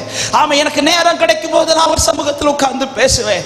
ஆனா இன்னைக்கு அது முடியல. ஏன் முடியல? ஏன் முடியல? எங்கேயோ கோட்டை விட்டுட்டோம். பிரசனத்தில் அமருவதை விட்டு விட்டோம். சத்துரு அந்த காரியத்துல தான் கை வச்சுட்டா. ஹல்லேலூயா. ஏதேன் தோட்டத்திலே சாத்தான் அவர்கள் ஏதேன் தோட்டத்தில் இருக்கிற பழத்தை புசிக்கிறதல்ல அவனுக்கு விஷயம். அவனுக்கு அவரோடு உள்ள பழக்கத்தை முறிக்கிறத விஷயம். நாம என்ன நினைக்கிறோம்? இந்த பழத்தை புசிச்ச நோ, பழத்தை புசிச்சதல்ல, அவரோடு உள்ள பழக்கத்தை முறிக்கிறது. இன்னைக்கு சாத்தான் அதை தான் சொல்லி செய்து கொண்டிருக்கிறார். தேவன் தருகிற நன்மையை தடுப்பதல்ல, அவரோடு உள்ள பழக்கத்தை தடுப்பதுதான் சத்துருடைய மிகப்பெரிய தந்திரம். அமலேக்கிய நினைச்சா இவனுக்குள்ள இதெல்லாம் பிடிச்சிட்டா இவன் பிரசனத்தை இனி தேட மாட்டான்னு. ஆனா அமலேக்கியனுக்கு தெரியல, இவனுக்கு வாழ்க்கைய பிரசனத்துல இருக்கிறதா. பிரசனத்துல இருக்கிறவன் ஒன்று இழந்து போக மாட்டான். பிரசனத்தில் இருக்கிறவன் எல்லாவற்றையும் திருப்பிக் கொள்வான். சத்தமாய் ஆமென் சொல்லுங்க பார்க்கலாம். 2 காரியங்களை வேகமாக 5 நிமிடத்தில் சொல்லி முடிக்கிற. 2வது, இந்த தாவீதிலிருந்து வெளிப்பட்ட காரியம். தாவீது எத்தனையோ யுத்தம் பண்ணி பழகினவர். தாவீது இது அமலேக்கோடு பண்ண போகிற முதல் யுத்தம் கிடையாது. கோலியாத்தை யுத்தத்தில் பழக்கம் இல்லாத நாட்களிலே கோலியாத்தை முறியடித்தவன் இந்த தாவீது. இதற்கு முன்பா எத்தனையோ காரியத்தில் ஜெயித்து தான் வந்து கொண்டிருக்கிறார். அப்படி இருக்கும்போது தாவீது இல்லாத தருணத்தை பார்த்து தான் அமலேக்கியனும் வருகிறான். அப்ப இந்த தாவீதால இந்த அமலேக்கியனை ஈஸியா ஜெயிக்க முடியும். அப்படி ஜெயிக்க முடிந்த தாவீது வந்து பார்த்ததும் ஒன்றும் இல்லாததும் தானாய் எந்த முடிவும் எடுக்காமல், தானாய் புறப்படாமல் அவன் தேவ சமூகத்தில் அமர்ந்து அவருடைய ஆலோசனை கேட்கிறான். ஹல்லேலூயா. என்ன கேட்கிறான் தெரியுமா? நான் போலாமா ஆண்டவரே? நான் அதை பின்தொடர்வேனா? நான் அதை பிடித்துக் கொள்வேனா என்று கேட்கிறான். ஆண்டவர் சொல்ற, நீ போ, அதை பின்தொடர், நீ சகலத்தையும் திருப்பிக் கொள்வாய் அப்படின்றார். இந்த வார்த்தை அவரிடத்தில் வந்த பிறகுதான் தாவீது அடுத்த ஸ்டெப் எடுத்து வைக்கிறார். இது ஒரு பெரிய ஒரு நாள் என்னை ரொம்ப தியானிக்க வச்ச காரியம். தாவீதுக்கு முன்னாடி எத்தனை யுத்தத்தை ஜெயித்தார். அப்படி ஜெயித்த தாவீதுக்கு இந்த இடத்துல எழும்பி போயிருக்கலாமே. ஆனா அப்படி செய்யாம ஆலோசனைக்கு இடம் கொடுக்கிறான். ஆலோசனைக்கு இடம் கொடுக்கிறான். ஹல்லேலூயா. தேவனுடைய ஆலோசனையின்படி நடக்கிறவர்கள் எவர்களோ அவர்கள் வாழ்க்கையில் ஒன்றும் நஷ்டப்பட்டு போக கர்த்தர் விட மாட்டார். ஹல்லேலூயா. கானா ஒரு வீட்டில் யோவான் 2வது அதிகாரம் நமக்கு தெரிந்த சம்பவம். இப்ப இயேசு கிறிஸ்து உள்ள வந்ததும் ஒரு நியூஸ் வருது. திராட்சை ரசம் குறைந்து விட்டது என்கிற நியூஸ். குறையவில்லை, குறைந்து கொண்டிருந்தது. ஆனால் மரியாள் வந்து சொல்லிட்டாங்க திராட்சை ரசம் இல்லைன்ட்டாங்க. இல்லைன்னு சொன்னது ஆண்டவர் சொல்ற, என் வேலை இன்னும் வரவில்லை, என் வேலை இன்னும் வரவில்லை. இந்த வார்த்தையை கேட்ட மரியாள் சரியாய் அதை புரிந்து கொண்டு அந்த பந்து விசாரிப்புக்காரங்கள்ட்ட போய் என்ன வார்த்தை சொல்லுகிறான்னா, அவர் வேலை வரும்போது சொல்லுவாரு, அப்போ நீங்க சொல்லுங்க என்ன செய்யணும்னு சொல்லுங்க, அவர் செய்வார். இப்படி சொல்லல, மாறாய் மரியாள் பந்து விசாரிப்புக்காரங்களை பார்த்து சொல்லுகிற வார்த்தை, அவர் உங்களுக்கு என்ன சொல்லுகிறாரோ அதன்படி செய்யுங்கள் அப்படின்னார். ஆமே. இதுக்கு முன்பாக அவர்கள் செய்து வந்தது எல்லாமே அவர்கள் நினைச்சதை செஞ்சாங்க. அவர்கள் நினைத்ததை செய்த போது அங்கே ஒரு ஷார்டேஜ் வருது. இப்போ அவர் சொல்றதை செய்ய துவங்கின பிறகு ஷார்டேஜ் ஆனதும் நிறைவாய் மாறுது. அப்படி நிறைவாய் கொடுத்தது பிற்பாடு குறைய கர்த்தர் விடவே இல்லை. அங்கதான் மகிமை வெளிப்படுது. தாவீது ஆலோசனை கேட்டு புறப்படுகிறார். இன்னைக்கு அநேகர் வாழ்க்கையில இல்லாத ஒரு காரியம் தான் ஆலோசனை கேட்கிறது. ஆமென். விசேஷமா நம்ம மக்களுக்கு நம்ம பிள்ளைங்களுக்கு இந்த ஆலோசனை சொல்றதே பிடிக்காது. பிள்ளைங்களுக்கு விடுங்க, நமக்கும் அப்படிதான். ஒரு ஆலோசனை வருதுன்னா, பைபிள் செய்தியில ஆலோசனை வருதுன்னா அதை எத்தனை பேர் விரும்பி கேட்பீங்க? நமக்கு ஆலோசனை பிடிக்காது. ஆனா எது ரொம்ப பிடிக்கும் தெரியுமா? வாக்குத்தத்தம். வாக்குத்தத்தத்தை அதை விரும்பி கேட்கறதுக்கா இந்த பாருங்க, இந்த நியூ இயர் சர்வீஸுக்கெல்லாம் இல்லாத கூட்டம் வரும். நமக்கே ஆச்சரியமா இருக்கு, நம்ம சர்ச்சில் இவ்வளவு விசுவாசிகள் உண்டாங்க. ஏன் இந்த கூட்டங்கள் வர்றாங்கன்னா, அன்னைக்கு ஆண்டவரை தேடுறவங்களும் இல்லையோ முடிஞ்ச போற ஒரு அட்டை உருவாங்க. எல்லாருக்கும் அந்த வருஷத்தின் ஆரம்பத்தில் அந்த அட்டை எடுத்தாதான் சந்தோஷமே. எல்லாருக்கும் அந்த அட்டையில இருக்கிற வாக்குத்தத்தம் வேணும். ஆனா ஒரு சத்தியத்தை அறிந்து கொள்ளுங்கள், எந்த வாக்குத்தத்தத்துக்கு முன்பாகவும் பின்பாகவும் கர்த்தர் ஆலோசனை எழுதி வைத்திருக்கிறார். எவர்கள் ஆலோசனையின்படி நடக்கிறார்களோ அவர்களுக்கு தான் வாக்குத்தத்தத்தை சுதந்தரித்துக் கொள்ள முடியும்.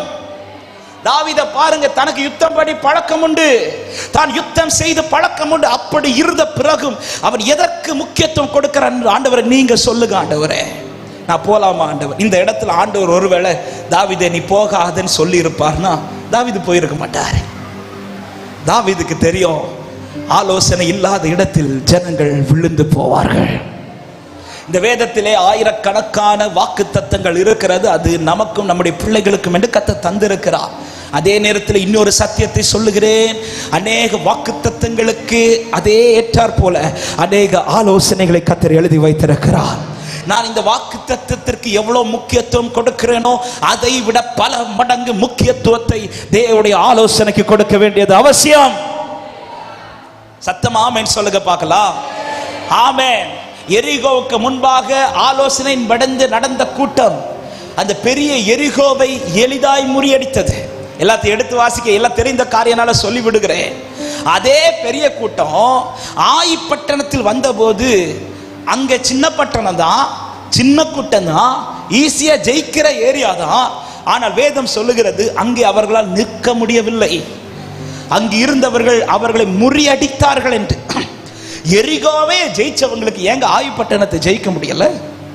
பெரிய மலையே தகர்த்தவர்களுக்கு இந்த சின்ன காரியம், இந்த சின்ன கல்லை உருட்ட முடியல. ஏன் உருட்ட முடியலன்னா, எரிகோவுக்கு முன்பாய் ஆலோசனை கேட்ட இந்த கூட்டம் இந்த ஆயிக்கு முன்பாய் ஆலோசனை கேட்க தவறிவிட்டார்கள்.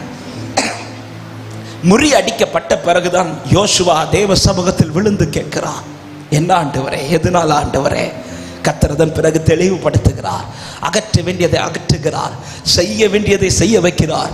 அதை செய்து ஆலோசனையின்படி கால் வச்சாங்க பாருங்க. எந்த இடத்துல முறியடிக்கப்பட்டார்களோ அதே இடத்துல கர்த்தர் ஜெயத்தை கட்டளையிடுகிறார். ஆமென். என் வாழ்க்கையில கர்த்தரிடத்தில் ஒன்றை கேட்டு செய்வது என்னைக்கு என் லைஃப்ல குறையுதோ அன்னைக்கு சத்துரு என் மேல ஓங்கி இருப்பான் என்பதிலே சந்தேகமே இல்லை. ஆமென். இழந்த எல்லாவற்றையும் தாவீது திருப்பிக் கொள்வதற்கு இரண்டாவது பிரதானமான காரியம் அவர் சொன்ன ஆலோசனைப்படி. எனவேதான் தாவீது சங்கீதத்தில் ஒரு வார்த்தை இப்படி சொல்லுவார், எனக்கு ஆலோசனை தந்த கர்த்தரை நான் துதிப்பேன். ஹல்லேலூயா. வாக்குத்தத்தம் தந்திருக்கிறார், ரைட். அதை விட ரொம்ப ரொம்ப முக்கியம் அவருடைய ஆலோசனையின்படி நடப்பது. மூன்றாவது ஒரு காரியத்தை சொல்லி நான் ஜெபிக்க விரும்புகிறேன். இந்த தாவீது எல்லாவற்றையும் ஒன்றும் குறைவிடாமல் திருப்பிக் கொள்ள இது தாவீதினிடத்தில் வெளிப்பட்ட மூன்றாவது காரியம்.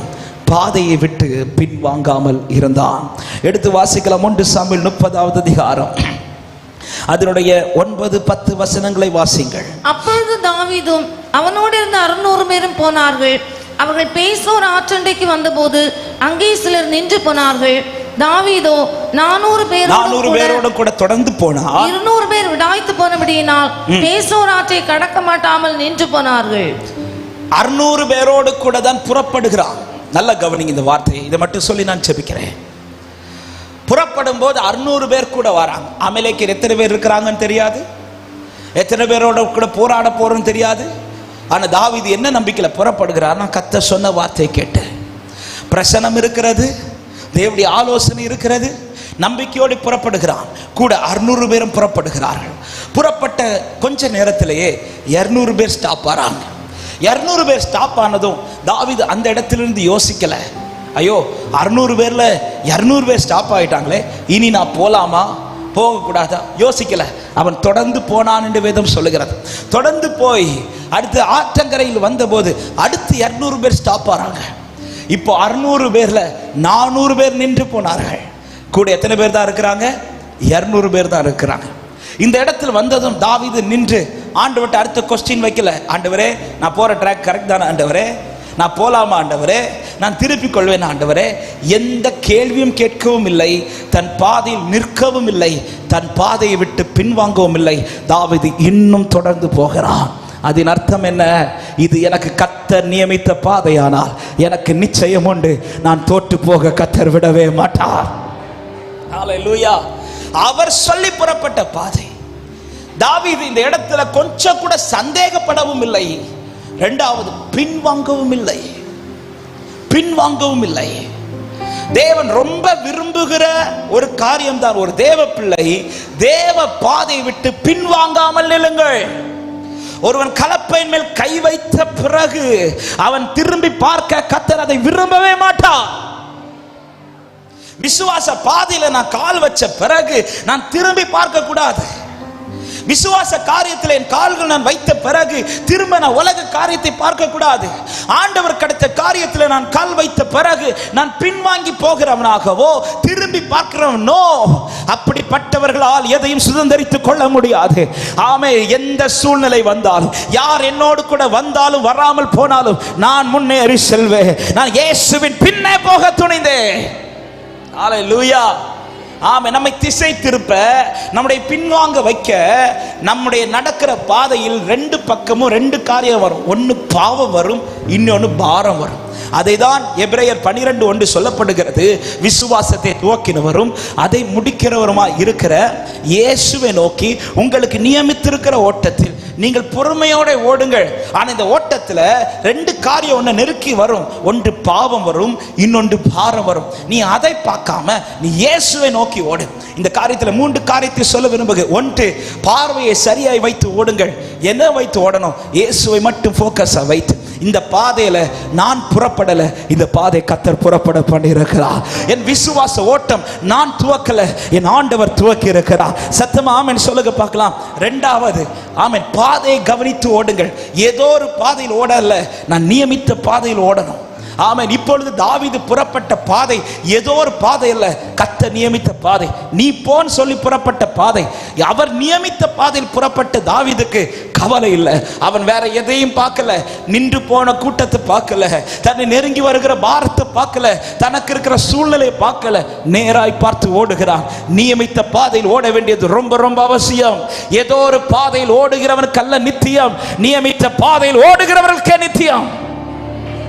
ஆமே, இந்த வார்த்தையை நான் ரிப்பீட் பண்றேன். ஏதோ ஒரு பாதையில் ஓடுகிறவர்களுக்கு அல்ல நித்தியம், நியமித்த பாதையில் ஓடுகிறவர்களுக்கு நித்தியம். ஹல்லேலூயா. மூன்றாவது, பெற்றுக்கொள்ளத்தக்கதாய் ஓடுறான். பெற்றுக்கொள்ளத்தக்கதாய் நீ பொறுமையா ஓடிவான்றார். எதுக்கு ஓடி வரணும்? உனக்காய் ஆயத்தம் பண்ணதை நீ பெற்றுக்கொள்ளத்தக்கதாய்.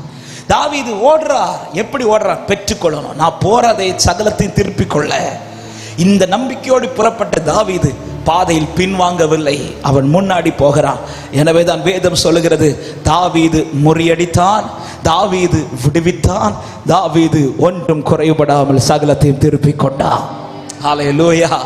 ஆமென். இப்பொழுது அமலேக்கின் கையில் இருந்த அத்தனையும் தாவீதின் கையில் வருகிறது. அன்பு சபையே, இந்த வார்த்தையை சொல்லி நான் ஜெபிக்கிறேன். பிரசனம் நஷ்டமாகிறதுனாலே புரிஞ்சுக்கோங்க, என் லைஃப்ல நிறைய கெட்டு கொண்டிருக்கிறது அர்த்தம். ஆலோசனை என் லைஃப்ல இல்லைன்னா புரிஞ்சுக்கோங்க, என் பாதையை நான் இடறுவது நிச்சயம் என்பது அர்த்தம். ஆமென். பாதையில் பார்வையை சரியாய் வைக்காமல், நியமித்த பாதையில் ஓடாமல், பெற்றுக்கொள்ளத்தக்கதாய் ஓடாமல் நான் ஓடுவேன் என்றால் புரிந்து கொள்ளுங்கள், எதுவும் என் கையில் நிலைத்திருக்க முடியாது, என்னால் சுதந்திரிக்க வேண்டியதை சுதந்திரிக்க முடியாது என்பது நிச்சயம். எனவே உங்கள் பார்வையை நேராக்குங்கள், நியமித்த பாதையில் ஓடுங்கள், பெற்றுக்கொள்ளத்தக்கதாய் ஓடுங்கள், சகலத்தையும் திருப்புவீர்கள். அவர் வரும்போது ஒன்றும் குறைவிடாமல் எல்லாவற்றையும் கர்த்தருக்கு முன்பாய் நிறுத்த கர்த்தர் நமக்கு கிருபை செய்வாராக. எல்லாரும் எழுந்து நிற்கலாம் தேவ சமூகத்தில். ஆமா, இந்த நிச்சயத்தோடு ஒருவேளை ஏதாவது காரியங்கள் இழந்திருப்பீர்களானாலும் இந்த ஜெப நேரத்தில் ஒரு விசை தேவ சமூகத்தில் அர்ப்பணித்து ஒன்றை நான் இழந்து போகாதபடி எல்லாவற்றையும் திருப்பிக் கொள்ள கர்த்தர் எனக்கு கிருபை தருவீராகப்பா. ஹல்லேலூயா, ஹல்லேலூயா, ஹல்லேலூயா, ஹல்லேலூயா, ஹல்லேலூயா. நிச்சய இலக்கை நோக்கி ஓட, நிச்சயத்தோடு ஓட கர்த்தர் எனக்கு கிருபை தருவீராக, கிருபை தருவீராக. எல்லாரும் ஒரு 2-3 நிமிடங்கள் மாத்திரம் ஸ்தோத்திரத்தோடு கர்த்தர் சமூகத்திலே, ஆவியானவரே என் ஓட்டம் ஜெயமாய் முடியணும். ஹல்லேலூயா. நீர் எனக்கு தந்தவைகளில் ஒன்றையும் நான் இழந்து போகாதபடிக்கு எல்லாவற்றையும் கடைசி நாளில் எழுப்புவது என் பிதாவின் சித்தமாக இருக்கிறது. என் கையில் அவர் நம்பி தந்த ஒன்றை நான் நஷ்டப்படுத்திடக்கூடாது.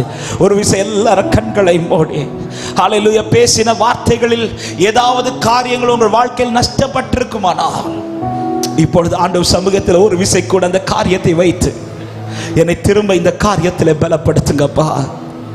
ஆவிக்குரிய வாழ்க்கையில் ஏதாவது நஷ்டப்பட்டிருப்பீர்கள் ஆனால் இப்பொழுது ஆண்டவரிடத்தில் கேளுங்கள். உங்கள் ரட்சிப்பில் ஏதாவது குறைகள் வந்திருக்குமானால் ஆண்டவர்கிட்ட கேளுங்க. நான் முடிவு வரை எந்த நிலைத்திருக்க எனக்கு கிருபை தாரும் ஆண்டவரே. உடன்படிக்கையில் ஏதாவது அசுத்தங்கள் வந்திருக்குமானால் இப்பொழுது ஒரு விசை கூட அர்ப்பணித்து சொல்லுங்கள், இந்த உடன்படிக்கைக்கு நான் துரோகம் பண்ணிடக்கூடாதப்பா. பரிசுத்த ஆவியை பெற்றுக்கொண்ட பிறகும் அதை அவித்து போட்ட நிலையில் இருப்பீர்களானால் இப்பொழுது ஆண்டவரிடத்தில் மறுபடியும் கெஞ்சுங்கள், உம்முடைய பரிசுத்த ஆவி என்னை விட்டு எடுத்துக் கொள்ளாதிரு. ஹல்லேலூயா. வாழ்க்கையில பிரசனம் நஷ்டப்பட்டு போயிருக்குமானால் இந்த நேரத்தில் ஒரு விசை கெஞ்சி கேளுங்கள், அப்பா என் வாழ்க்கையில எது வேணாலும் இல்லாமல் போகலாம், ஆனாலும் உம்மோடுள்ள அந்த பிரசனத்தின் உறவு, அந்த உறவு என்னை விட்டு நஷ்டப்பட்டுறக்கூடாது ஆண்டவரே. Glory, glory, glory, glory, glory. எத்தனை பேர் விரும்பி கேட்கிறீங்க, ஆவிக்குரிய வாழ்க்கையில் எது எது இல்லையோ அது இந்த நாளிலே புதுப்பிக்கப்படுவதாக. ஆமா, இந்த கன்வென்ஷன் முடிகிற இந்த நாளிலிருந்து ஒரு ஒரு உயிர் மீட்சி என் வாழ்க்கையில் உண்டாகட்டும். என் வாழ்க்கையில சகலவற்றையும் திருப்பிக் கொள்ள கர்த்தர் எனக்கு கிருபை தருவீராக. நான் தோற்று நிற்கிறவனாய் அல்ல, நான் சகலவற்றையும் ஜெயித்து நிற்கிறவனாய் எனக்கு கர்த்தர் கிருபை தாரும் ஆண்டவரே, கிருபை தாரும் ஆண்டவரே. ஆவிக்குரிய வாழ்க்கையில் மாத்திரமல்ல, பூமிக்குரிய வாழ்க்கையிலும் எது எது என் வாழ்க்கையில் நஷ்டமா இருக்கிறதோ அவைகள் எல்லாம் என் வாழ்க்கையில் திருப்பிக் கொள்ள எனக்கு கிருபை தாரும். ஒரே ஒரு விசை எல்லார் கண்களை மூடி, எத்தனை பேர் உண்மையாய் கேட்கிறீர்கள்?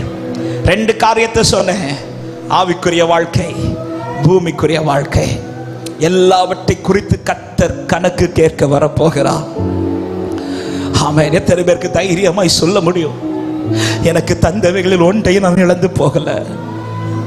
அப்படி இன்னைக்கு சொல்ல முடியலன்னா ஒரு விசை தேவ சமூகத்தில் அர்ப்பணித்து, ஆண்டவரை இனி நான் ஒன்றை நஷ்டப்படுத்திடக்கூடாதபடி இழந்து போனவைகளை திருப்பிக் கொள்ளத்தக்கதாகவும், நீர் கொடுத்தவைகளை பாதுகாத்து வளர பண்ணத்தக்கதாகவும் கிருபை எனக்கு தாரும் என்று கேட்கிறவர்கள் அப்படியே உங்க 2 கரங்களை உயர்த்தியவாறு ஆண்டவர் சமூகத்தில் ஒரே ஒரு நிமிஷம் கதறலோடு கெஞ்சி ஆண்டவரிடத்துல கேளுங்க, அப்பா எனக்கு அதற்கான கிருபையை தாருங்க. ஒரு விசை கூட உன்னத பலத்தினால் என்னை நிரப்புங்க, ஒரு விசை கூட ஆவியில் என்னை பலப்படுத்துங்க. உனக்கு கொடுக்கப்பட்ட இந்த நற்பொருளை பரிசுத்த ஆவியினாலே காத்துக்கொள் என்று வேதம் சொல்லுகிறது. ஆவியானவர் உதவி செய்வார், ஆவியானவர் உதவி செய்வார். ஆவியானவரே, ஆவியானவரே, பரிசுத்த ஆவியானவரே, ஆவியானவரே, ஆவியானவரே, பரிசுத்த ஆவியானவரே, ஆவியானவரே, ஆவியானவரே, ஆவியானவரே, பரிசுத்த. Thank you Holy Spirit. ஆவியானவரே, ஆவியானவரே, ஆவியானவரே, பரிசுத்த சொல்ல எங்களுக்குள்ளே வாசம் செய்யும், எங்களுக்குள்ளே வாசம் செய்யும் ஆவியான என்னாலும் என்னாலும் சித்தம் போல் நடத்தி செல்லுமையா. எங்களுக்குள்ளே வாசம் செய்யும் ஆவியான என்னாலும் சித்தம் என்னாலும். நல்ல கைகளை தட்டி ஆவியானவரே, ஆவியானவரே, glory Father.